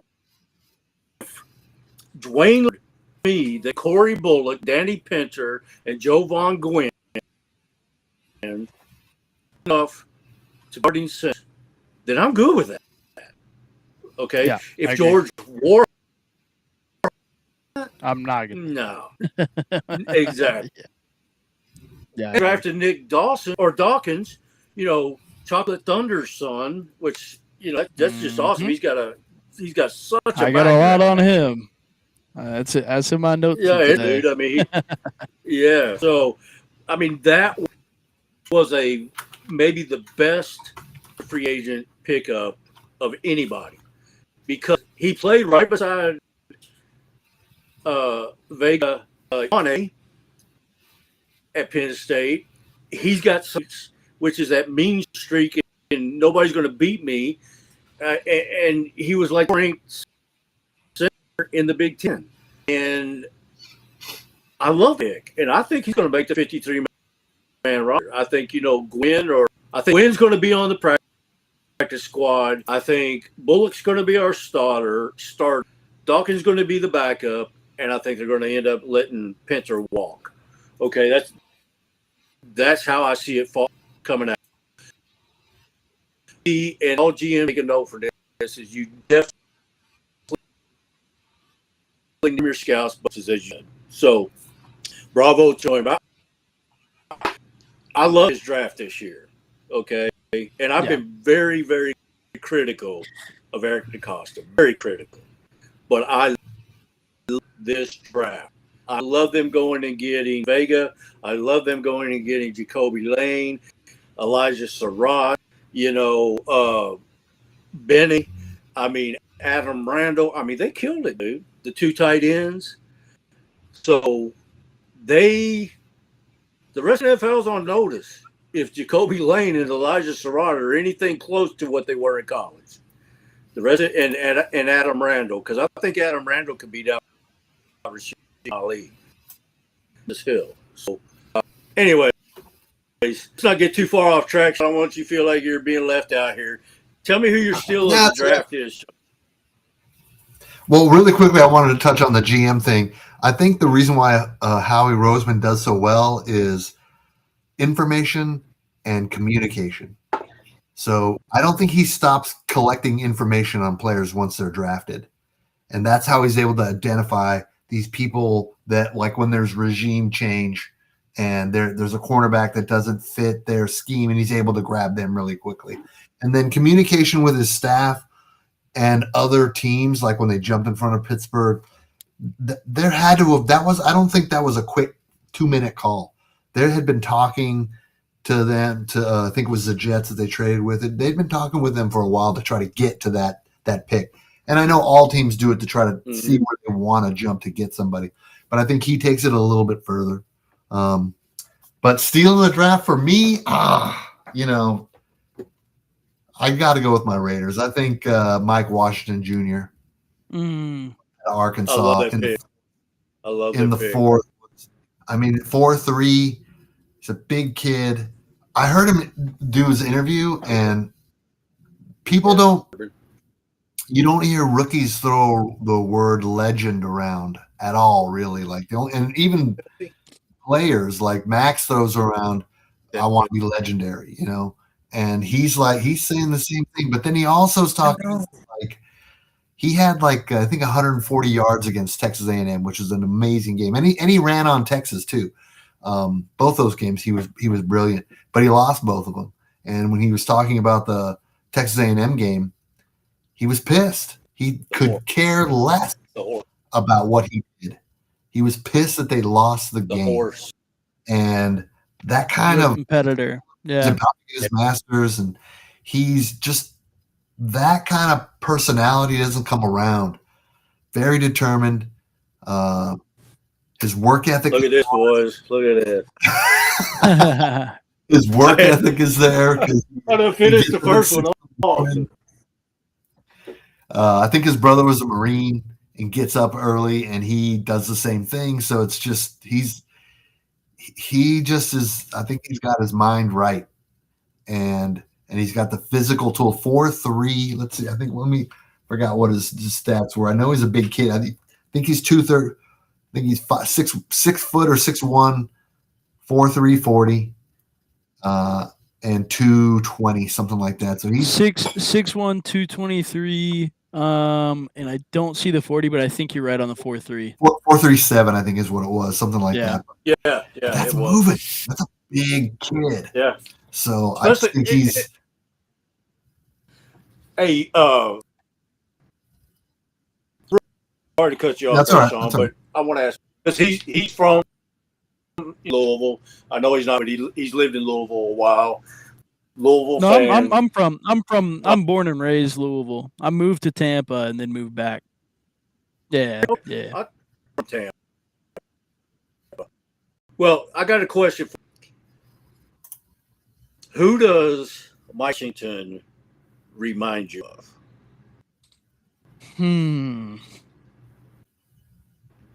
Explosiveness. Go ahead. I'd just say explosiveness. Isaac Brown. I think the way he hits a hole. I'm interested to hear your comp though, because I think you might be thinking a little bit older Louisville running back, if I'm correct. Yeah, I am. Here's who I comp him to. First of all, you got to go to a Raider running back out of Arkansas, Darren Fadden. Okay, He's a lot like Derek Ooh, McFadden. yeah. Okay, but he adds this extra power stroke, man, that he's just like a freaking bulldozer. Him and Randall both. But Washington is like a freaking bulldozer, and he reminds me of a smaller Michael Bush. Michael also Bush, yeah. played for the Yeah, that's what I Raiders. was thinking you were going. Yep. Mhm. Yeah, no, I could definitely see that. I think he's gonna be up there with that. I can see it. Yeah, I just love that. Just like I love it for the Ravens. Sean, sorry to cut you off. We'll go. No, you're get good. long-winded No, here, so we got to move on. Just fucking with it. no, that's cool. That was. So. I have to be honest. I wanted to watch the full the whole draft, but I didn't get a chance. So I went with who I thought the Raiders got to steal. But this year I heard it a lot. You could say Tampa Bay got Bane. That was a steal. Yeah, that's that. I mean, I got a really good name to look out for. That's gonna pain me to say if you guys are ready. Yeah. Ravens fan, it sucks to say it, but the Steelers got a steal. In Eli Heidenreich out of Navy. That kid is I love both gonna of be. dudes, man. That kid is that kid is gonna be insane. He's very versatile, plays all over the field. He's athletic. That's gonna be rough to go up against twice a year. I won't lie, but I think Minter will be able to figure it out. I'm pretty confident in that.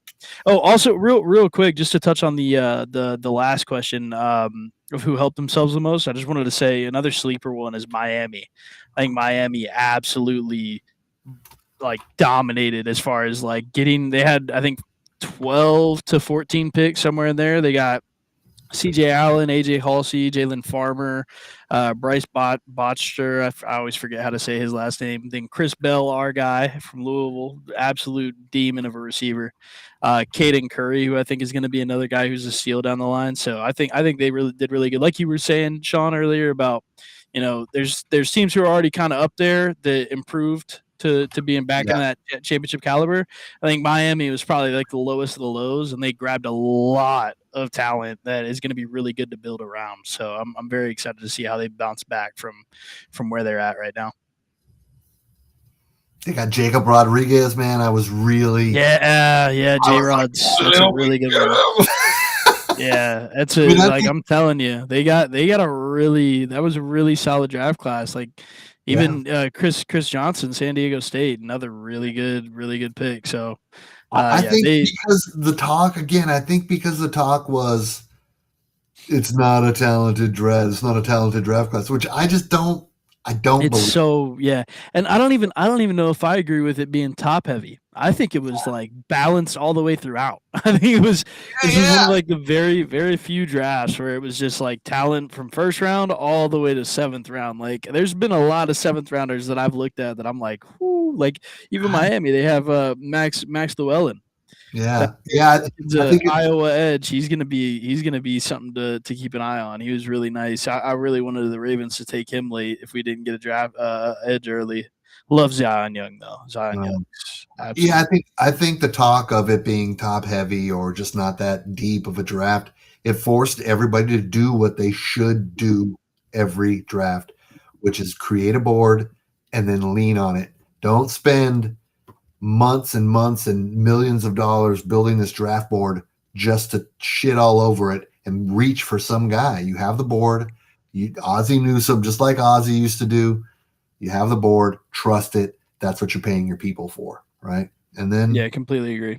And then if you need to move up to get somebody because his value, I think that's why there was so many trades, because the draft boards are different for everybody because they run different offenses and different defenses and there's different opinions. But you had people saying, "Wow, this guy fell. He should have went." In the first round, he's in the second. This high, like Mike Washington, for instance. I had him go in third round. He dropped all the way to the fourth. It really was a weird draft this year because I think there was just so much talent that every single org, like you said, is viewing certain players differently than another org will, as far as what fills a need for me or what fits my scheme. to where you're thinking a guy like Mike Washington just off talent alone is maybe even going to sneak into like late second round, and he drops all the way to like the middle of the fourth. It's like that's kind of wild, you wouldn't expect it, but that was this draft class. That's part of what I think. Like this might have been one of the more recent out of the more recent drafts. This was probably one of the most fun ones, just because of that, where it's kind of all over the place. And I think that there's a lot of younger GMs and younger GMs who grew up with Madden and fantasy and trading. You know what I mean? And like, because trading is, now they're it's the real life, so they don't want to, they're not going to trade their, they're not going to lose their job over a trade, but there's a little bit more fluidity there. They're a little more lucid when it comes to training. And since every team was kind of like leaning on their board, then it was like, yeah, we'll drop back 2 spots. Our guy's probably still going to be there, because they're, again, information. They're looking at who's behind them as well. Are they going to take an offensive lineman again, or are they going to take the cornerback or whatever it is? And they have pretty good intel on who's behind them and why they will make, a trade 2 spots behind them, right? So trade pick 40 for, to drop to 45, so some guy could go up, because there wasn't a lot, even though the Cowboys and the Jets traded back into the first round, I think a couple of times. Most of the trades were just like a couple of, flipping the current round and then flipping a later round. And then got the deal done.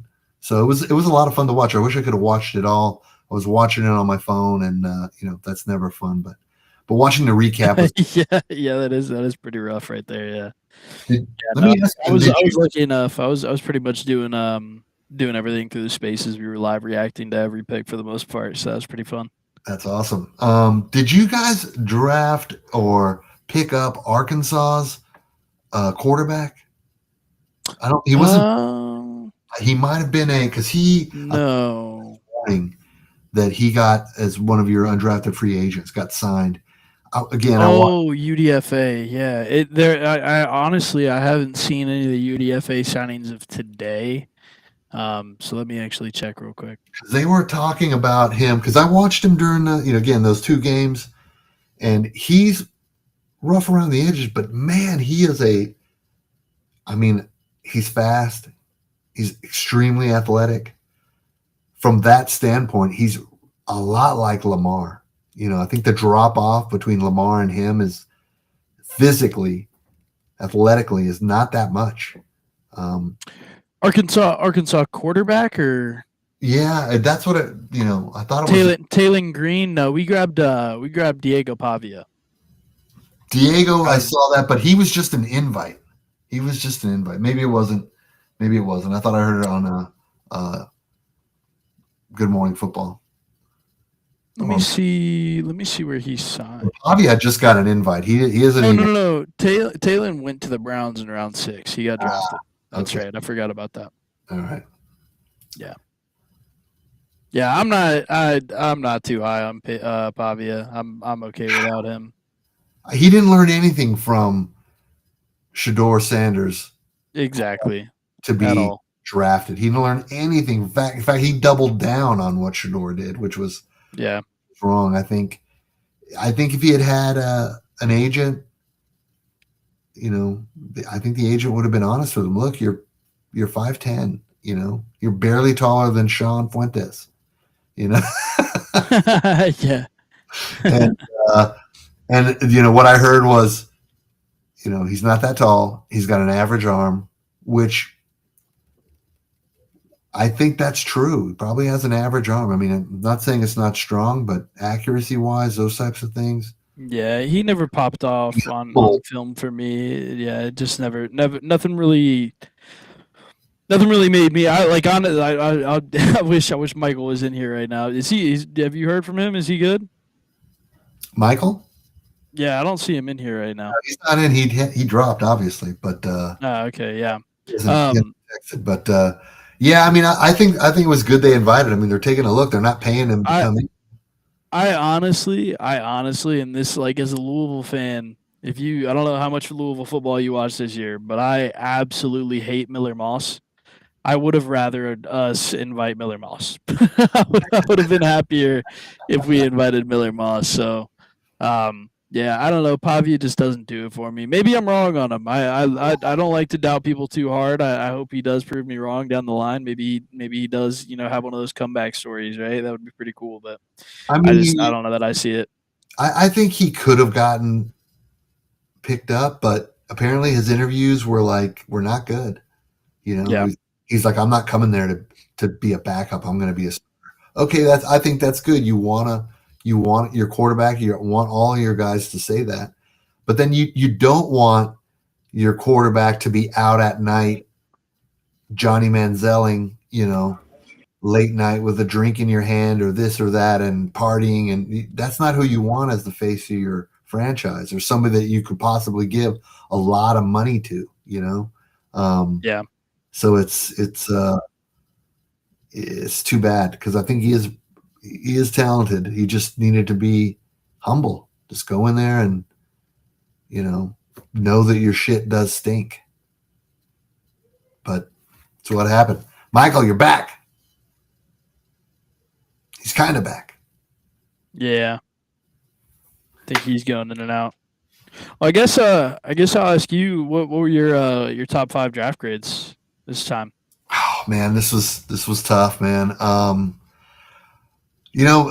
lot was said about the Mendoza, and we knew we were going to take him. Everybody knew it was like the draft really started with the Jets because everybody knew we were going to take him. But I mentioned them earlier, like the Raiders, Tennessee. I think Cleveland did well. Those were kind of my, because I think it takes a lot more to get better than it does to stay better, right? To stay 100%. Better, you can draft a guard or a cornerback, and you don't have to start right away. He gets a year to kind of, to learn a little bit. So, I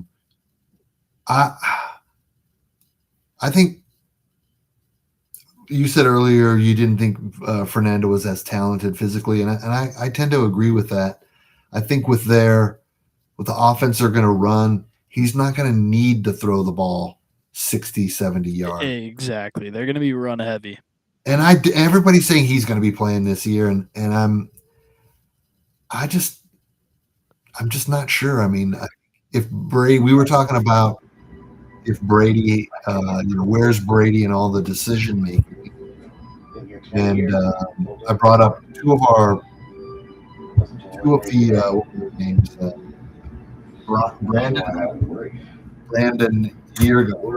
They're like part of the Raiders.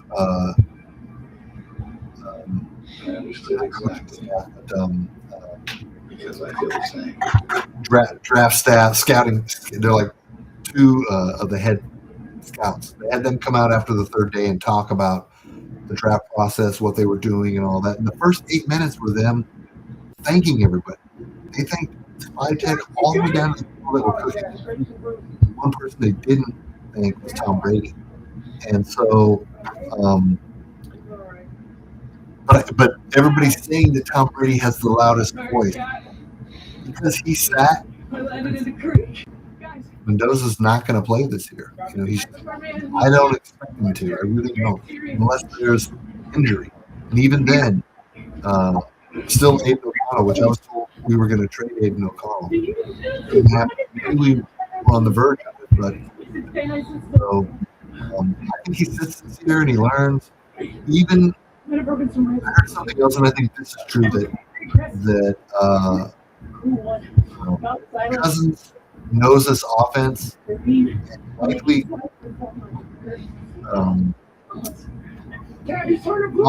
he will know it at a level that Mendoza won't know it this year.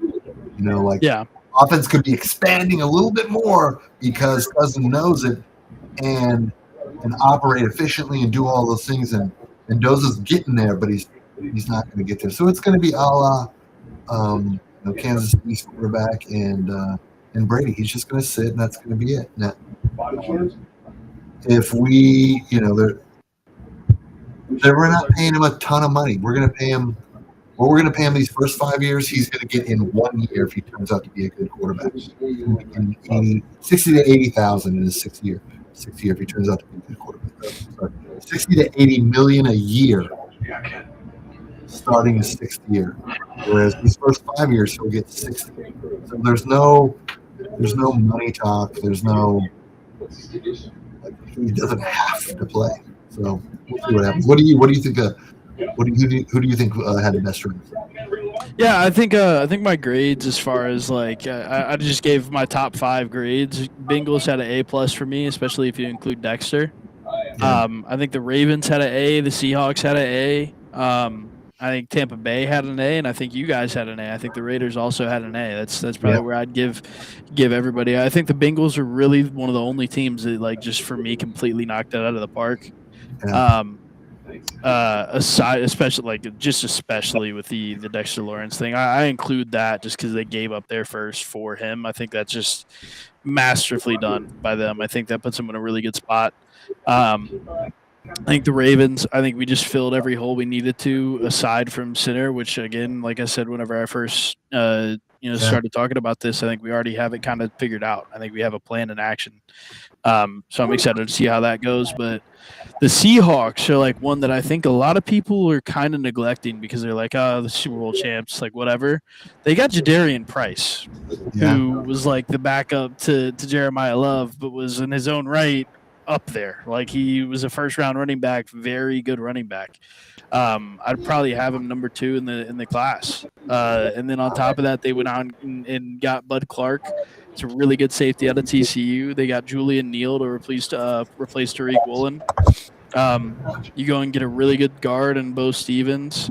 And then Andre Fuller, another cornerback to compete. Like they Michael Dansby, like they got a bunch of guys that could be guys down the line for them. That I mean, for a draft, makes perfect sense. For a draft that was void of talent, exactly. Everybody got a lot of talent. Yeah, it's crazy. Yeah, it's. What crazy. did you think? How about inside your division? What did you think about the Drew Aller pick by? I hate it as a Ravens fan. As a Ravens fan, I hate it because I'm like, you know what? That kid, he has a lot of potential. Very, very curious to see how that pans out. Pittsburgh is in a weird place. Very weird place. I think we're going to benefit very well from that. They've had 3 coaches the last 50 years or whatever it is. Yeah. And this coach is not going to last 20 years. He's just exactly. not. He's almost like a gap year kind of coach. Like he's filling in. He's like a 5-year term kind of coach. He's going to come in. He's going to build up some young guys like Drew Aller, and then he's going to walk away for the new coach to come in, whoever it ends up being. It was a really interesting hire. I think so too, because like how much development did he have with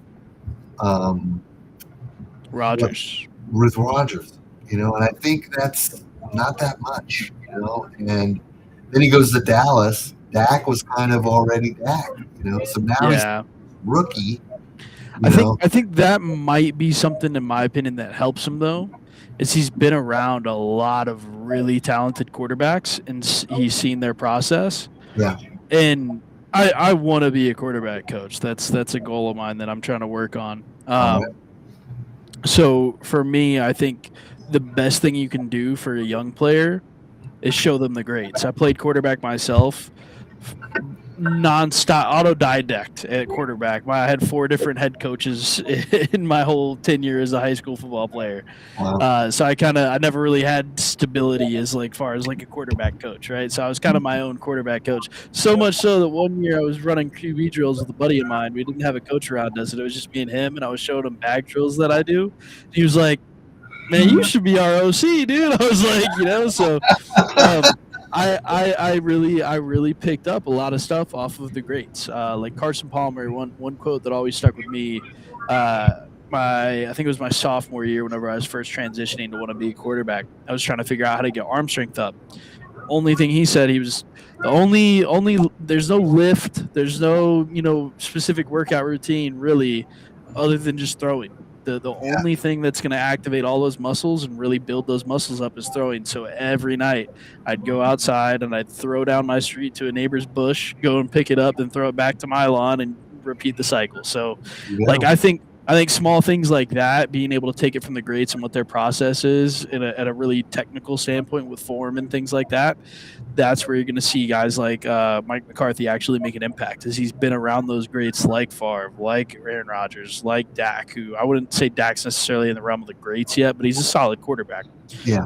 So you have a lot of source material to take and show to a guy like Drew Aller, hey, these are the guys I've worked with before.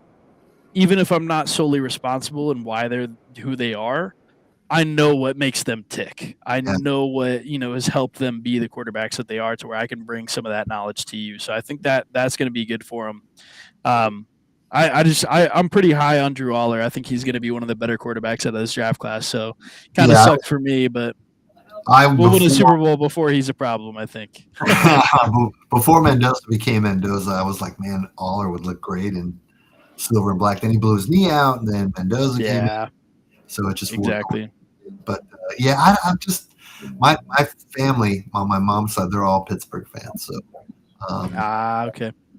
But I still think, I don't know, they're in this weird place. They got a lot of older players that are kind of, and they haven't, like, usually there's a younger player coming in that's going to take over, and I'm just not seeing that kind of turnover. So I think there's going to be some, I think Pittsburgh's going to be down, like even with Tomlinson, like he made the playoffs, years, not because they the games they were supposed to, they won, but they were waiting until the end, like for somebody to lose, right? And then they get in. Yeah. So they got in, but that's not what traditionally happens over there. They've been able to do with the three coaches that they've had. So I'm really, I agree. What? Hey guys, can you all hear me? We got you. Welcome back. Man, I'll tell you what, I'm having more problems than I can care to count tonight. My other computer just completely shut down. I don't know what's going on. Can't get the video back. I'm not even going to try anymore, but you guys keep on talking.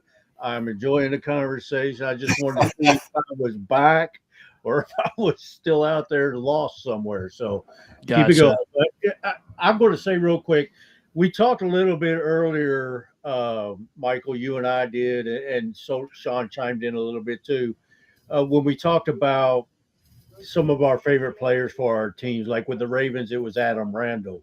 I want to throw this one at Sean, and you too, Michael. You can chime in too.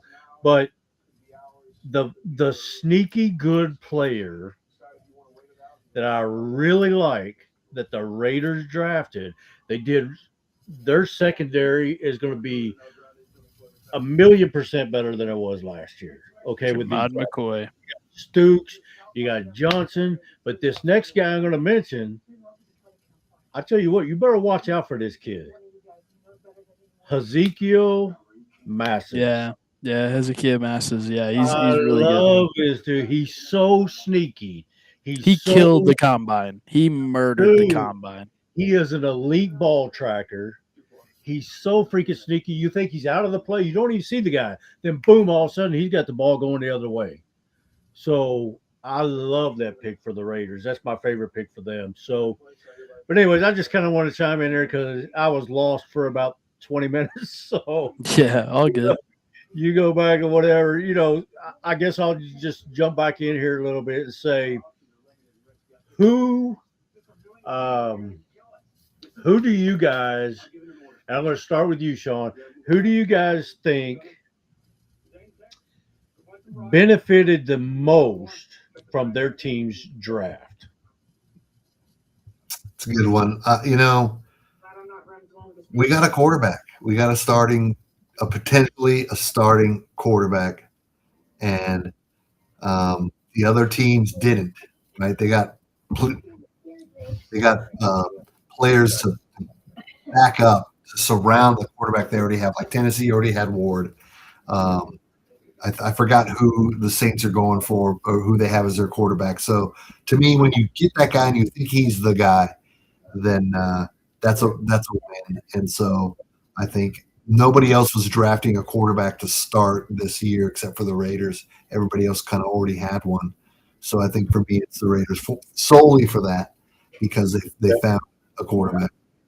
All right, Michael. What about you, bud? So the way I read this question, I think on the prompt he sent was who benefits most from your draft.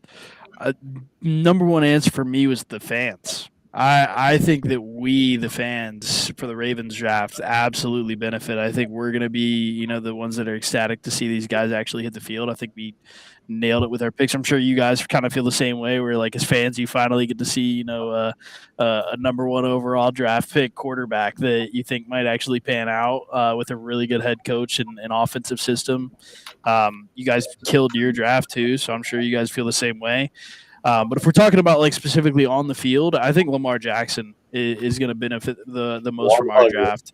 I 100. think you went out, you got the best guard in the draft to really solidify that interior line, and then you got him 4 targets. 4 brand new targets that all have wide catch radiuses, are able to make contested catches. 2 of which, and Josh Cuevas and Hibner, are really solid blockers to help with the run game. Mm-hmm. You then also add in a receiving back who is also almost like Derrick Henry-esque. Like he's a huge mountain of a man that also runs a 4.5. So I think Lamar is he feels a lot of that pressure on the offensive side of the ball is kind of taken off of his shoulders. It really does feel like we're moving away from Lamar go be Superman every single time we hit the field, and it's more of we're going to give Lamar all the tools he needs to be able to go and succeed in the easiest manner possible, to where it's not always him having to go and make the spectacular play. He might be able to just throw it up in a guy like Jacoby Lane come down with the ball because Jacoby Lane goes up and makes a contested one-handed catch, which we've seen him do in college, right? So, I'd say Lamar without a doubt. On top of that, I think another sneaky pick for Lamar too is going to end up being Evan Bjornson. Oh yeah, Northwestern guard. He is physical. I watched a little bit of his tape after the pick, just because I hadn't really heard his name much. But I tapped into the tape. That guy plays like he's trying to kill somebody, which is what you want at a guard. You want that protecting your quarterback. So he might be a sneaky guy that's kind of mixed into that guard battle. But yeah, overall, I think Lamar is the number one guy who on the team that benefits without a doubt. yeah, I agree 100% with you. The picks. You got, like we talked about. You got Vega, and then Bringston in the 7th round, which was a steal right there. Yeah. They maybe been able to get him in free agency, but I'm glad they went ahead and took him because he is a hell of a player, actually. I mean, and he's so intelligent on the field. He's probably got the highest IQ of any lineman in the draft this year that from what I could see in his tape. So I agree with you 100%. You got blockers, so you're building that wall for Lamar. You've got a backup running back to spell Derrick Henry, and you got two X receivers. So, and I think those were the missing pieces. And we'll see. I mean, I look at the Ravens as a Super Bowl favorite after this draft. And with their free agency haul with Trey Hendrickson and John Simpson. So, and then Jalen Hawkins also, he's the baller. So, I really like what the Ravens have done in the offseason. I hope they can do a little more. Maybe sign a Jadeveon Clowney, DJ Reader. I would love, but I think he's going to end up in New York. But we'll see. I think Lamar Jackson, 100%. This is the first draft in his 8 years in the league, going into his 9th, where they really gave him what he needs. And Lamar Jackson's probably looking at MVP 3. I'm saying it right now. So I'm telling you, as long as you keep him healthy, he's going to ball out. Sean, give me your opinions, bud. No, I think you guys are right. Yeah, I mean, he's been missing an X style wide receiver. Let me stop you there real quick, Sean. I want to clarify to the people out there watching. An X receiver, okay, and a wide receiver one are not the same thing. Okay. Your X receiver is the guy on the boundary, the guy that's going to go out there and get the 50-50 contested catches. Your wide receiver one could be Zay Flowers in the slot. Okay. So there's a big difference, and there's a misconception amongst a lot of fans out there that think, oh, well, you got wide receiver one. Well, yeah, you got wide receiver one, but you don't have that X guy, that guy that can go up there and grab those 50-50 contested balls. You don't have that guy that can run the boundary. That's not Zay Flowers. He's 5'9". He's not going to go up there, run the boundary and grab a ball, when he's playing against a defender. Okay. You got a 6'4" Jacoby Lane that can do that. And you got a 6'2.5" Elijah Surratt that can do that. And both of them are very, very good red zone targets. So just to clear this up, because a lot of people will say, oh, well, he's got – no. Your X guy is the guy on the boundaries, okay? Middle of the field, Lamar's golden. Zay Flowers, Rashad Bateman, okay. Even though Bateman hasn't lived up to the hype, hopefully, with Lane and Surratt putting pressure on him, that he'll step up. So they've got dudes, and this draft just, man, they killed it. So, I just wanted to kind of say that, and, because a lot of people get those confused, and, they're not the same. So anyways, back to everybody you. Everybody thinks X marks the spot. Go ahead. What'd you say, Michael? I said everybody thinks X marks the spot, so therefore that means that's your number one guy. Like X, yeah. X is the go-to. That's not how that works. Actually. Yeah. X is just the guy who plays on the line, goes for the boundary balls, whereas your slot and your Z, you guys, your motion guys, you're trying to get open in the space. The best example I could use is Jackson Smith and Jigma is easily far and away, if not last year was the best receiver in football. But is easily far and away the wide receiver one over in Seattle, and he's not next. He's a slot / Z receiver. So, you're 100% right. All right. Thank you, buddy. Hey, Sean, back to you. Sorry, didn't mean to cut you off, get long-winded there. But, I kind of felt bad because I've been out of it for 30 minutes here. So, I'm trying to get back into the groove, as we're running late on time here. So go ahead, Sean. I'm sorry to cut you off, buddy. I was going to say, if you guys only had Max Crosby. What's that? Oh, no. Don't do that.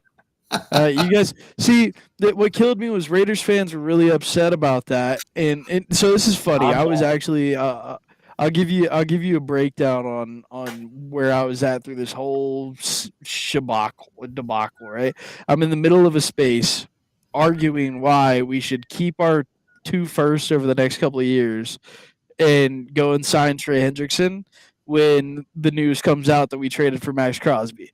So everybody's clowning me, going, oh, you're an idiot. See, we traded for Max Crosby. I'm like, you know what? I'm perfectly fine with it. Max is a great player. And then like a week later-ish, about a week later, we're all in a space again. Max Crosby's trade gets rescinded because of a failed physical.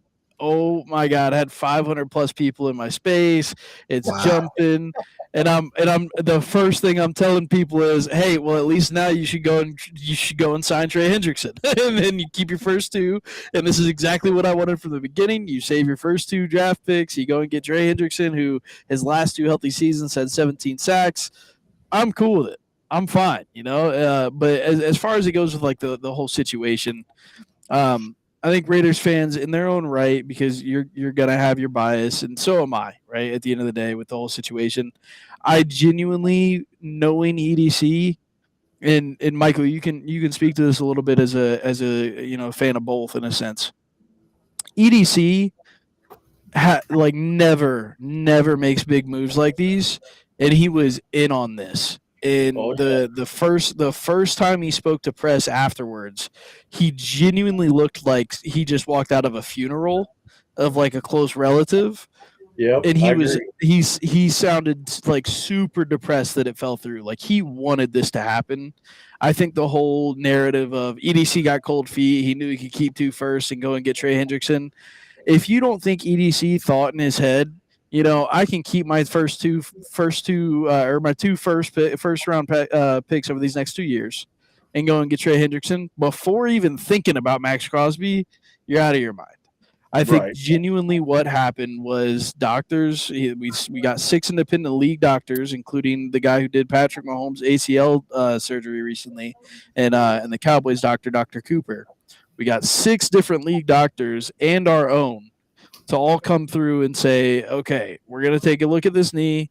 We're going to do scans. We're going to send it to all these doctors. Every single one of them were like, yeah, that's not what they told you it was. Now, I don't know what exactly the Raiders told the Ravens it was. All that stuff's under wraps, as it should be, because it's only Max Crosby's business at the end of the day. I do hope, I really hope for Max Crosby. He's perfectly fine. He's going to go and play, finish out a great career at the Raiders. I think he's in a really good spot with the Raiders, especially after your all's draft, after picking up Tyler Linderbaum. I think that puts you guys in a really good spot if he is healthy. I will be very curious to see if he plays another 2 or 3 years. I'm genuinely curious because from what I've heard, there were like leaked texts that came out, which like everything's with a grain of salt on social media, right? I never take anything too close to the chest. But I do remember seeing leaked text saying that essentially there was almost no cartilage in his knee. So it really just becomes like a pain tolerance thing of, okay, one, are you going to have the same kind of bend that you have had in your career? 2, if you're planting and going into 300-pound linemen every play and you're getting bone-to-bone contact in your knee, how often are you going to be able to do that for? Is it going to last you 2 years? And how does that degrade over time? So, in my opinion, best thing I'll say is prayers to Max. I hope he has a great career. I hope, all like the doctors on our end were wrong. I think it might have just been a little bit more risk, and then we tried to rework the deal, and it didn't work out. And they were like, "All right, well then, we're just not going to do it if we're risking this much." I can see the angle from both sides. I do think I get why Raiders fans were mad. They wanted those 2 first. I get it. Same time, I think end of the day, if you guys think that Max Crosby is healthy, you should be extremely happy that you're getting Max Crosby back. That is an absolute. I agree. I agree. Yeah, so that's kind of where I stand on it. Yeah, go ahead and chime in here on your part there, and I'll close us out on it. Yeah, I didn't want him to go. I mean, he's just so when it didn't happen, I was kind of like it wasn't until like the day of that he was flying over there to do the physical that I was like, well, I guess 2 first rounders. I thought something might happen where, I don't know, because we've been through the Mac trade, so it was kind of like that all over again. And so I was starting to get used to the first round picks, and then he came back. I was like, okay. The one thing I would say about the doctors is that I don't know that they were all in agreement, because apparently Jerry Jones was still like trying to trade for Max. And if they were all in agreement with what you just said, then, when I say agreement, like their opinion was exactly the same, then Jerry's just crazy, right? I think the difference is the amount of capital. We were giving 2 firsts, and we were the only team to do that. The Cowboys were still pursuing, but only with a first, and I think maybe it was like a third or a fourth. So they were in the hunt, but they were like, we're not willing to give the 2 firsts, which is what your all's asking price was. Mm-hmm. We're not willing to give those 2 firsts because we see the risk. We're willing to talk like a trade. And I think that's what it ended up being with the Ravens too, was the Ravens were like, look, like we're willing to take the risk, but not for 2 first picks. This isn't what we thought it was. The doctor's consensus is that, it's not what we thought it was. After getting these second opinions from people around the league, we're inclined to still do a deal. It's just got to be less than 2 first round picks. If that's not going to happen, then it's not going to happen. And I think that's why the Cowboys were still kind of in the hunt. Is maybe they were willing to take the risk, but not they still didn't go up to that that 2 first-round picks like you guys wanted. So when it comes to the deal itself, the process of the physical, I thought Baltimore has an airport. Does Baltimore not have an airport? yeah, that was really weird for us too. It was an interesting. That's why I was kind of like, It's wow. still a little ways away. Well, I mean, it's really not. apparently, Yeah. I heard, and I could be wrong in this. I heard the Raiders are the one who booked that flight. So that's where it's all really weird and like rumor mill is running around and yeah, it's weird one. It's definitely a weird one. But I mean, he got to the facilities. He on his podcast said Eric DaCosta didn't shake his hand or something like that. Or I thought that was kind of goofy because I'm like, brother, I understand you're a huge pick, but this is also like the peak time of free agency. Like this is where EDC's probably locked in a room, which like EDC said. Right before I think it was like 2 or 3 weeks before the draft, right as like free agency started settling down, he did a presser and he was like, "Yeah, I haven't seen my wife in like 3 weeks, so I'm gonna take the weekend." so I'm like, yeah, I'm guessing he wasn't really in the best of moods to do handshakes because he was just slammed with work. But yeah, no, it was definitely a weird situation. But I mean, like knowing our org, I don't think we were trying to do anything scummy to you guys. No, I don't And it think so really either. I don't and think it so. really did seem like EDC wanted that to happen. Like it really seemed like he wanted Max Crosby to be here. I mean, Lamar Jackson posted that GIF of like boom or whatever, right? Whatever, like right before the trade news broke. Like he was in it. Like it seemed like everybody was on board, and something really just told him like, this is like gut feeling. This isn't good. So again, prayers for Max. I hope it does work out. Yeah, I agree 100%, Michael and Sean.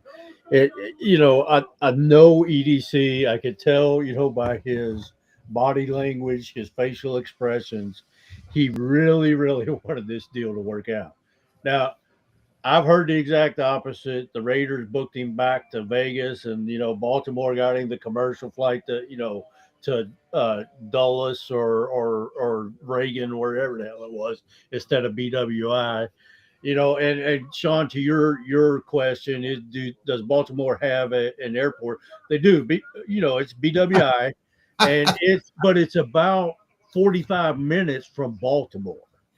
Okay, so and the thing with me is, okay, they saw this, they saw that, but it reminds me, and let's talk a little bit about this. It reminds me of Jermod McCoy. Why did he drop? Same thing, meniscus issue. Okay, so his doctor says he's good. Everybody else is worried. Max Crosby, his doctor says he's good. Everybody else is worried. Okay, so I think both Max Crosby and Jermod McCoy will play this year. What happened in between, I don't really give a shit about. Okay, it's over, it's done. I don't care anymore. Okay, when it first happened, and Michael, you probably saw this, and Sean, you probably saw this. I was very boisterous about this that I thought the Ravens, just got cold feet. I don't think that anymore. Okay. In the beginning, I definitely did. Okay. I do not think that anymore. I think they had legitimate concerns. Okay. For, the same reason as Jermod McCoy, who is a top 15 draft pick on any given day in this draft without his injury concerns, the same reason he dropped to the 4th round. Okay, so I understand that different doctors see different things, different doctors think different things. So, but I think Max Crosby's going to play. I think he'll be the same Max Crosby. The big question, and Michael, you hit on this, was how long can he play on that? If he's got no cartilage, I had meniscus surgery myself, okay, about, I don't know, 5, 6, 7 years ago, okay? I still cannot get on my knees and put pressure on that meniscus. Okay. I can walk, I can run, I can do anything I want to do with that knee. But if I'm getting down on it and put pressure on it, I can't do that. Okay, and that's 7 years after the surgery. Okay, so I believe that there were some real concerns there. I believe there were some real issues there, and I believe that the Ravens got scared. I think not scared, and so they want to cancel a they still wanted him. They just wanted different compensation. Okay, which I understand that. So I think it works out best for both teams. The Ravens got their picks back, and they got uh Ioane. Okay, and the Raiders got Max Crosby back. So they already had the number one pick. It's not like okay, we're going to get an extra first round pick. Well, so what? So anyways, I think I will say to rub it's a done deal. So yeah, to rub some salt in the wound though that I just thought about. You guys probably would have gotten Ruben Bain. Ah, I well, don't know. Who knows? okay, so I'm look gonna at it like this. That's pretty Look at it wild. like this, Yeah. guys. I'm going to say this about the doctors. Look at it like this. If Max plays another 5 years, Uh-huh. can these doctors can their opinions be trusted? Will they have jobs? Will they have jobs? They'll have jobs. I think all they of have them jobs. They're gonna lose their Yeah. jobs over this shit. They're not saying it isn't what they said that it was. If Here's Max, who's going to lose their jobs, Sean. I'm just EDC or saying, John like, Spytek. can their Okay, opinions that's the be? guys on the line here. The doctors ain't going to lose shit. Okay, so There are plenty of I want to doctors go out back real quick, and then I'm going to. I hate to keep cutting you off because I do it to you all the time, but you're Okay. used to it. So shut the hell up. I'm sorry, man. I'm just messing with you. No, You it's all know good. I love you so much, Sean. Okay, Michael, what you said about the Raiders getting if that trade would have went through, the Raiders would have got Ruben Bain. Okay, maybe that's right, and it probably is. But is he equal to a Max Crosby in his rookie year? Not in his rookie year, no. I don't think in his I rookie don't year. think so either. I honestly I don't know about over his career. I'm not completely out on Ruben Bain. I'm also not completely sold on Ruben Bain. I got a lot to see from Ruben Bain. I mean, I think here's who I think of when I think of Ruben Bain, and we talk about the short arms and all this shit. And this guy didn't have short arms; he had normal length arms and all that. But I think the measurables and shit. The people just overthink them too much. Elvis Dumerville, Yep. 5'11", was him and Aaron Donald too. Okay. Yep.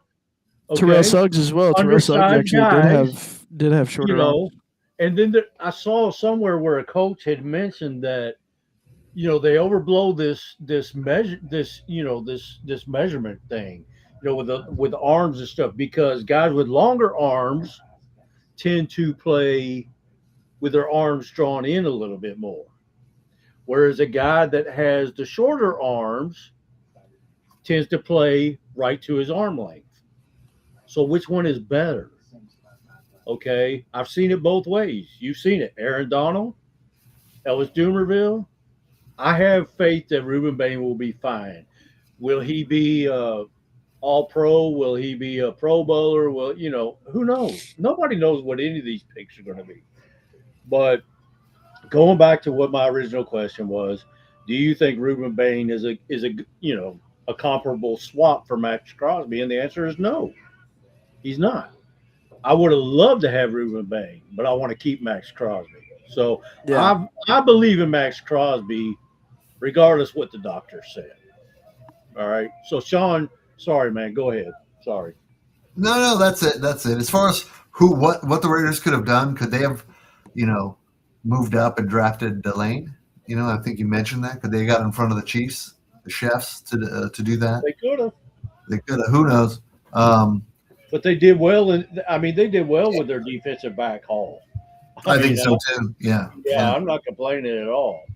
Maybe they don't move up at all. Maybe they maybe they draft Ione. Yeah, you guys have Jack Sparrow Johnson. Ioane.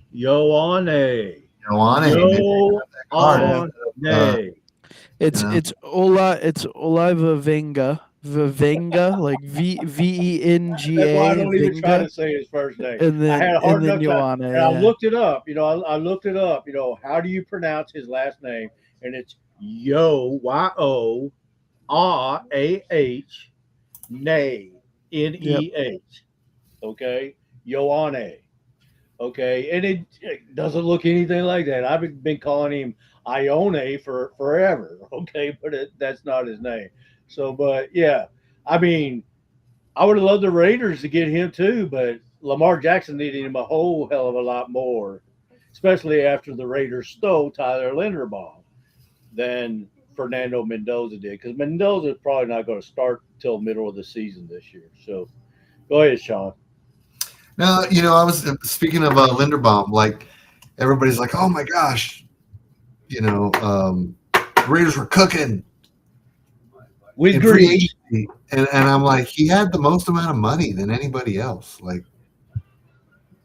all these guys got almost like Linderbaum record deal for a center, blew everybody out of the water. Like some of the guys on PFT were complaining that they went too high, and so I was glad we got who we got, that's for sure. But they just outbidded everybody. So less skill, more money there. Still got the players on the team, but this draft really, really solidified that Spytech knows what he's doing. That he's got a system in place, and they stuck to it. Hopefully, Thank God you and I can quit talking about that. Jesus. I mean, well, me and Sean have been going back and forth for a year now, a year solid, about John Spytech. Whether he's this or whether he's that, and it's like, finally, it's good to hear that Sean can put that to rest. Check this out right here, guys. Look at this. There you go. That's Very my good. guy right there. He's killing it in free agency. Nakobe Dean, Trayvon Walker, Kitty Pay. Jesus, he's killing it, dude. And then the draft picks. Raiders fans are going to be, myself, speaking for myself, I'm more excited than I've been for a season coming up in 20 years. Okay. And that includes the 2021 season where we went to the playoffs. Okay. Because we didn't think we were going to the playoffs. We just ended up there. Okay. But I'm really pumped. And I don't think we're going to win the division. I don't think we're going to the playoffs. But I do think that we will be markedly improved. And next year, and especially the year after that, they are going to be a contender for the AFC West. So I love Spytech. So, Michael, Sean, guys, we're going on 2.5 hours here. Yeah. So, 2 hours with you, Michael, because, we you guys had your fantasy draft draft, right? things. We got 2 hours with you. And I don't want to keep you any longer. I know you got a life outside of podcasting spaces. Hey, but don't forget, you need to approve me for a membership to the Ravens Flock group. Yeah. I got you right now, actually. Yeah, I forgot about you got your new account. So yeah, when did you because did you just Twitter is recently? really, and that's the thing with this podcast. I didn't know how we were going to do tonight. We got a pretty good group of viewers right now. When you come on last time, Michael, we broke records. And I had There we go. Hey, I'm glad to hear it. we had Matt from Draft Nerd or whatever.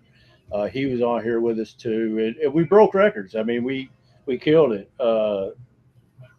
I think Matt stopped following me because I think he didn't like some of the things I had to say, critical things I had to say about Ravens, this or whatever. It doesn't matter.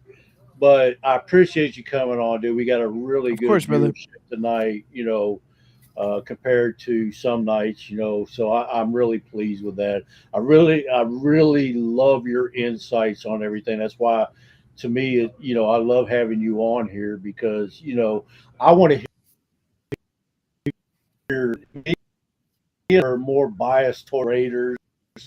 I mean, I'm a 50-50 guy. Raiders, probably 55. 55 Yeah, Raiders. Raiders are your first love, right? Raiders are Yeah, the first Raiders are love. first love. I'll never get over them. Okay. Exactly. But, I have everything to fucking be happy about the last 20 plus years. So now that I do, I'm happy, but it doesn't take away my love for the Ravens. And yet, I get people telling me on Twitter, "Oh, you're drunk," because I got my name on. I'm a Lamar fan because I always defend Lamar. You want to call me that? That's fine. Okay, because I am in Lamar. Lamar has not. He has not been given the support people think that he had given. And anybody that knows, like you, Mike, so I think with this draft, I think that's changed. So that's why I say the rest of the NFL. So I want you to. Here's what I want. I want you to wrap your thoughts on everything we talked about tonight, and the season coming up. Who you think might be Super Bowl contenders? Just give me a general synopsis of what you're thinking right now.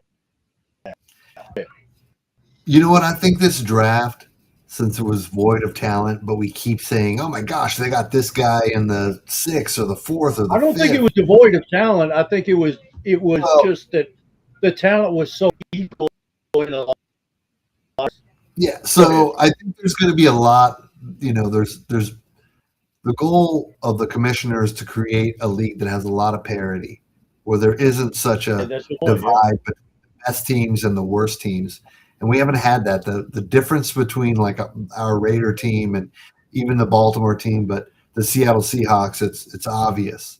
And I think this draft was a step in the direction of all of these teams that aren't doing well record-wise, getting better. And now it's up to the coaches, right? Like the Jets have been bad just as long as the Raiders. Well, maybe longer than the Raiders, right? And so they've got Aaron Glenn. Now it's time for the coaches to get in there and do their jobs, because everybody had the Raiders too. Kubiak, we had an A draft. I'm not saying the Raiders are going to win the AFC West, but I haven't, Denver's not. When I looked at all of the draft, there was a lot of defensive drafting. So there's no high-powered offense in the AFC West. There just isn't. Right. But overall, I think this draft is going to spring the league forward to more parity, and I think these teams that weren't as good, Tennessee, Raiders, Jets, Bengals, are all going to start playing better. They're going to start playing better. I think we're seeing more, even though like Stefanski went to Atlanta. I never thought Stefanski was a bad coach, even though he had bad teams. I think we're going to see better coaching. There's better coaching in the league right now, and it's going to show next year in more parity. Not every team can have a winning record, right? But I think we're going to see less teams go 13, 14 wins. We're not going to see a bunch of that next year. I think everybody's going to get caught up a little bit. Cool. I agree. Michael, give us your closing thoughts, brother. Wrap it up. Yeah, man. First off, I agree on the Raiders. I think the West. I think the West is still Broncos country at the moment. But I will say, honestly, you guys might have the hardest division in football at the moment. And that goes for every team. I don't even think that's just for you guys. I think you guys are also a problem in your own right. It's going to be a really fun division to watch this year, because I think the Chargers picking up Mike McDaniel, that's going to be really interesting to see. I'm very curious to see how their defense pans out with losing Jesse Minter. So that's going to be interesting. I think they're probably the weakest of the group. I think something that I think is flying very under the radar in that division right now mainly due to people thinking that the Chiefs, don't have any crazy receiving targets. They're keeping Rashee Rice. They still got Xavier Worthy and Travis Kelce just re-signed. Mahomes should be back by at bare minimum week 2, week 3. Eric Bieniemy is the offensive coordinator of the Chiefs again. That is very scary. If you know the lore behind the Chiefs and their Super Bowl runs, he was a part of almost all of them. So that is a scary sight to see back in Kansas City. So that's going to be something I'm very curious to see how not only you guys kind of push through, but also the Broncos. I think the Broncos and the Chiefs are going to be some crazy games this year. So that's a really fun division to watch. If I had to give a Super Bowl favorite, I want to say the Ravens. I want to. And I'm trying to take my bias out of it. I genuinely am. I think the Ravens. I think the Rams. I think those are probably my two favorites from each conference. Um, I think you could also say the Seahawks again. I think the Seahawks could do a repeat run. I think that Rams Seahawks or not AFC NFC Championship game coming up next January is going to be a really fun one to watch again. So very interesting to see how the NFC pans out. But I think the Ravens. I think we're at a really really pivotal time where we have, in my opinion, on paper, one of the best coaching staffs in the league, if not the best, with some of the best talent in the league. So I'm very curious to see how we actually make it all happen. But trying to take my bias out of it. But I think they are genuinely, like, just no fanhood aside, everything. I genuinely think the Ravens are the favorite. I think we're currently like odds wise ranked as like the highest win record or win loss record at the moment for the odds. So going to be interesting to see how we play this year. Hopefully no slow start or anything. Just you're going to have some humps to get over with the first time play caller and Declan Doyle, but I think we'll be all right. I think this might be the year. So we'll see what happens. Draft was really fun. Podcast was really fun, guys. Thank you guys for having me again, man. Always a pleasure. More than happy to do this again sometime. Just feel free to hit me up. So, yeah, man. Absolutely. And I'm going to say this to you, Michael. Okay, you and I went back and forth in DMs earlier today about you put out there that do you think you put about Oh yeah. start a podcast, and and I said, "Oh, dude, give me a chance to get back up before you do it, because you'll kill me." It's like Nah. Like you said, we'll bring each other up, man. We'll bring each other up. Exactly. So here's the thing: I want you to know this, and Sean already knows this. I'm all for it. You will kill it if you start your own cast. You will absolutely. Talking 4 times about the spaces kind of thing.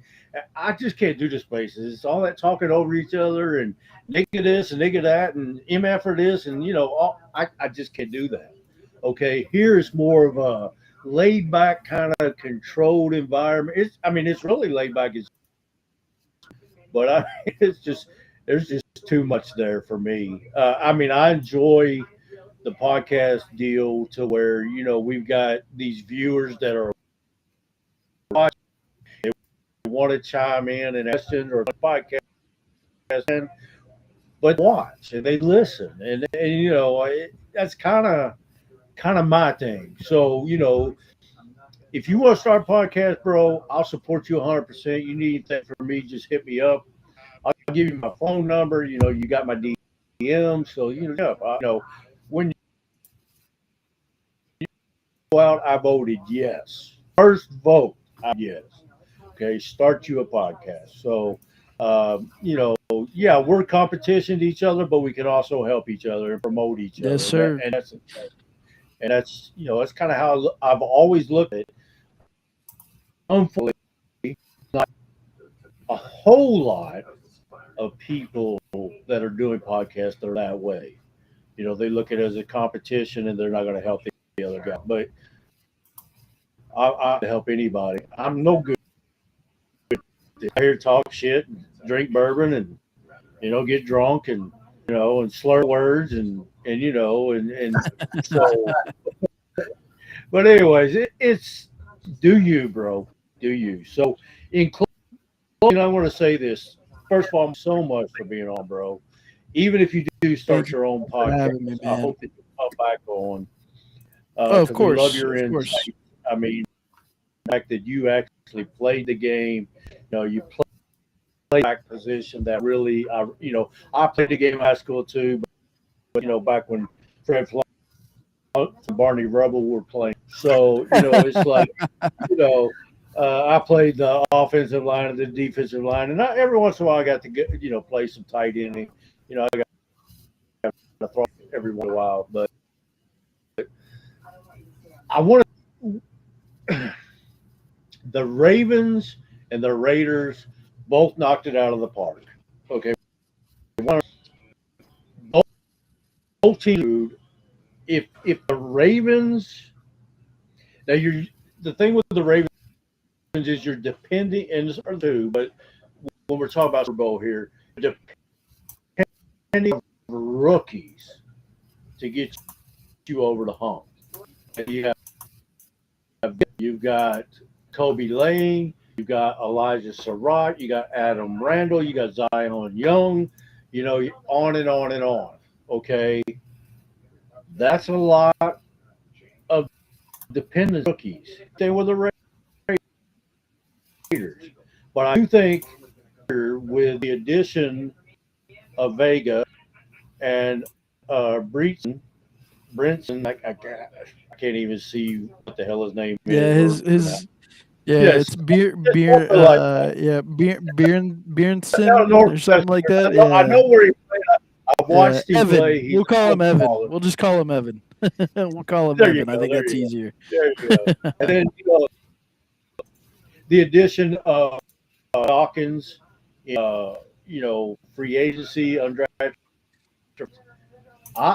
I love where the Ravens sit right now. So my 2 Super Bowl picks, or 3, I'm going to pick 3 of them because I like the Ravens. I really do. I think this is if Jacoby Lane and a lot of what Lamar has not had, what Rashad Bateman has not been able to provide to this point. Boundary receiver that I think they got a legitimate shot at it. I'd like to see them pick up a couple of players. I like to see Ian Clowney or whatever. I'm not even opposed to bringing DeAndre Hopkins back, but a legit. So that for the AFC, I think the Chiefs are coming back this year. You mentioned the AFC West. I agree with you. It's going to be from here on out. It's going to be right up there with the AFC North as the toughest divisions in football. Okay, the AFC West used to be that, but they haven't been for the Raiders. But I think the Raiders are going to be on the move. So, but then going back to the Super Bowl thing, I kind of look at the Eagles. They did nothing but improve in the offseason. And also, I agree with you about the Rams. I like the Rams. So those are kind of my picks for the Super Bowl and where I think everything's right now. I'm really excited. Can't wait for the season to get going.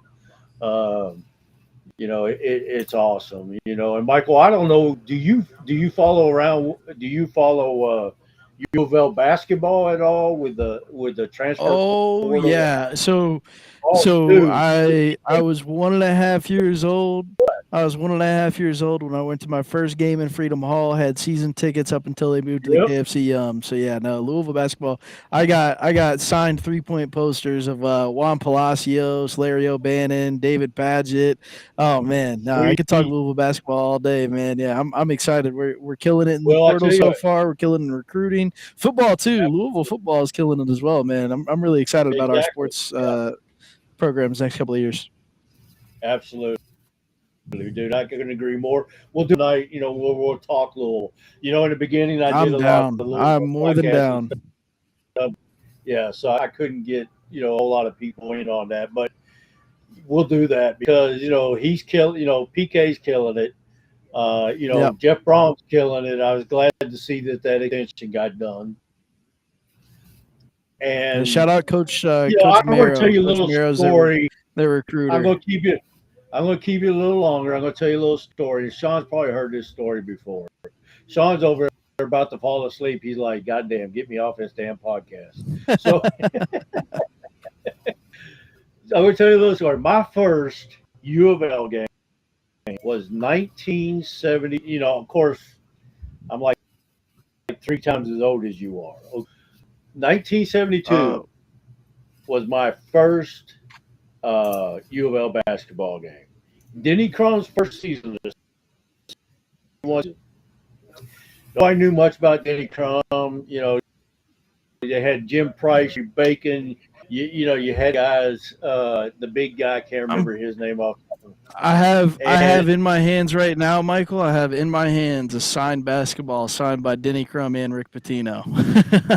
Dude, in my hands right now. I've got one signed by Denny Crum myself.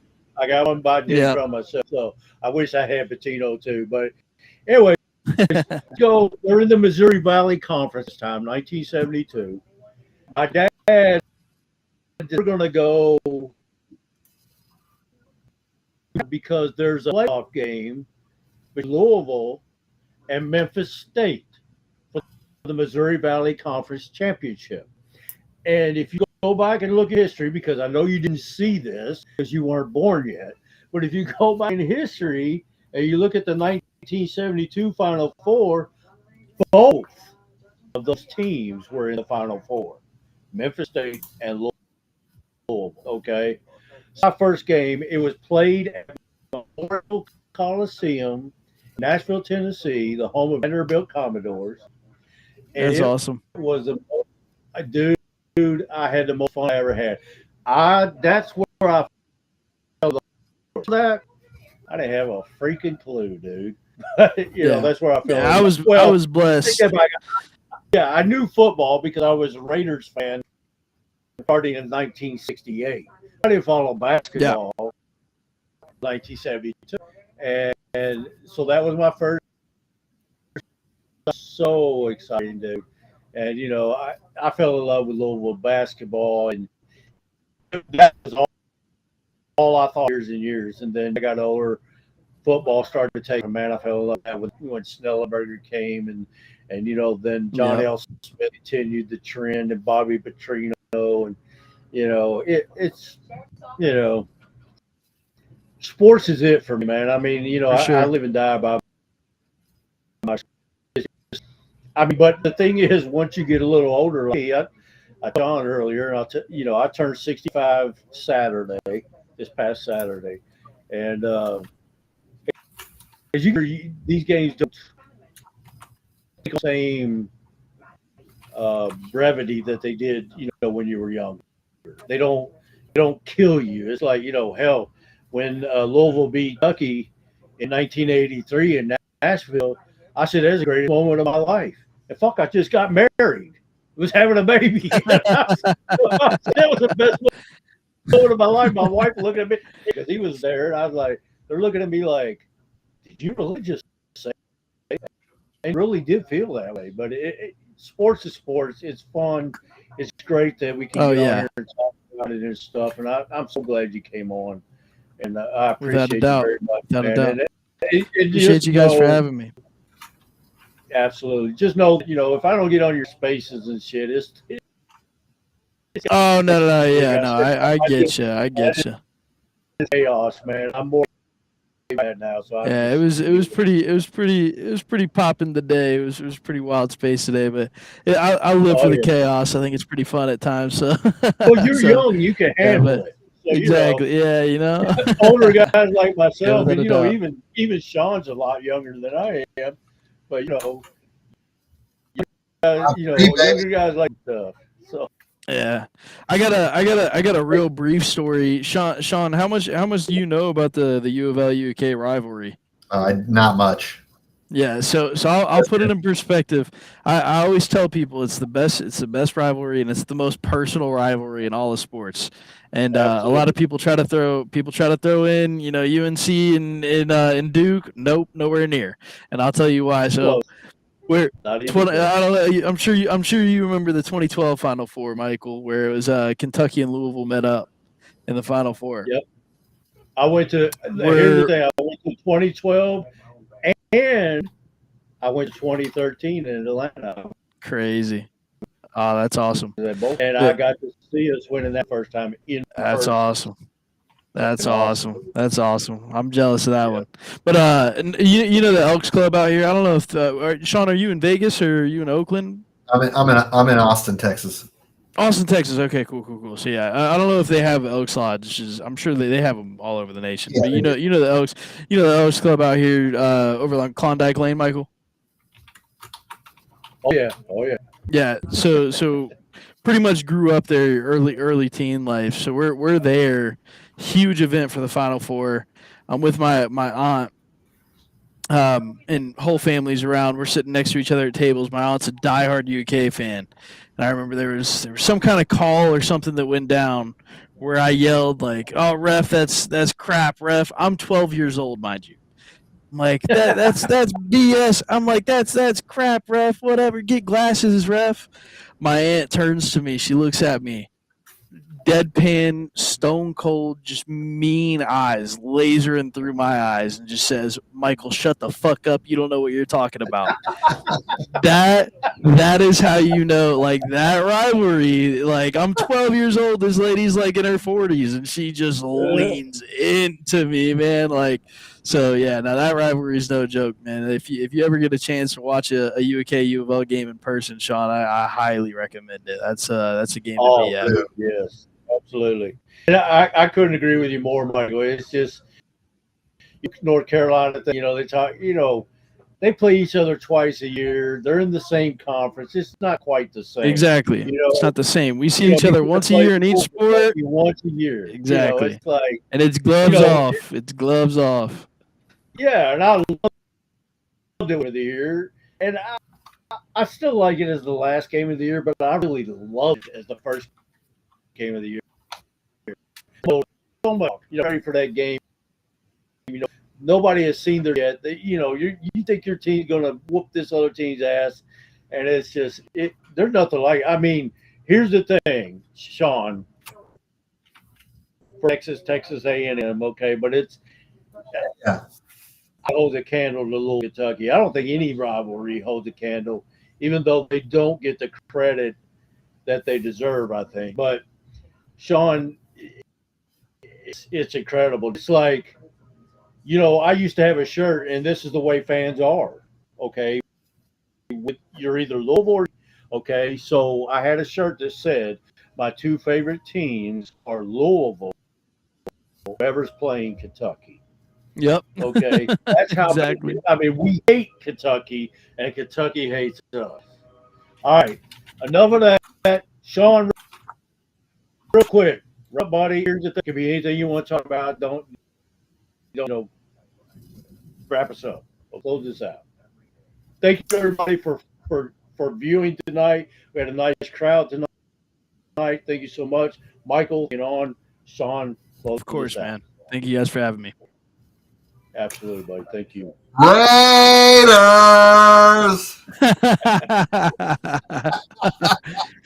That's it. Nothing better, baby. Nothing better. We're back. Flock Nation, baby. Flock Nation, stand up, baby. Big trust. Big trust over here, man. I'll say this. Flock Nation. Raiders! All right, guys. Thank you so much. You guys y'all have a great night, man. I appreciate it again. Thanks for having me. Y'all take care. So we'll see you guys next time. Thank you. Yes, sir. Good night. Talk to you guys soon. Bye. All righty. Everybody, that was Michael Phelps from Ravens Flock on Twitter. And Don Fuentes, who is my partner in crime and has been for about 3 years now. So we thank you for following along and watching. We had a pretty good crowd tonight. Again, please follow us back. I threw me out of my old account. Somebody hacked it, and I can't get them to help me to get it back. This is our new account. We're going to keep on trucking, keep on doing what we do. So thank you so much for watching. Follow us back. It's a follow back. You follow us, we'll follow you. Um, we just love the football. So for being a part of that and joining us and tuning in, come join us. Be on the podcast. Send us your questions. Whatever you want to do, because we love talking football, especially Ravens, especially Raiders. So any of you Raider and Ravens fans out there, hit us up. So tonight, and we just want to say thank you again. It's been a tough go over the last couple of months trying to get this back up. But the people that followed along tonight, and let's go. I'm ready for football season. We got a few months before camp starts. I think it's June, maybe July, and we're going to go from there. And we just got through the draft. You got OTAs coming up. You still got some free agents out there that could help your team. I'm ready. I'm ready for football anytime. So thank you so much, and you guys have a great night. We appreciate you, and thank you.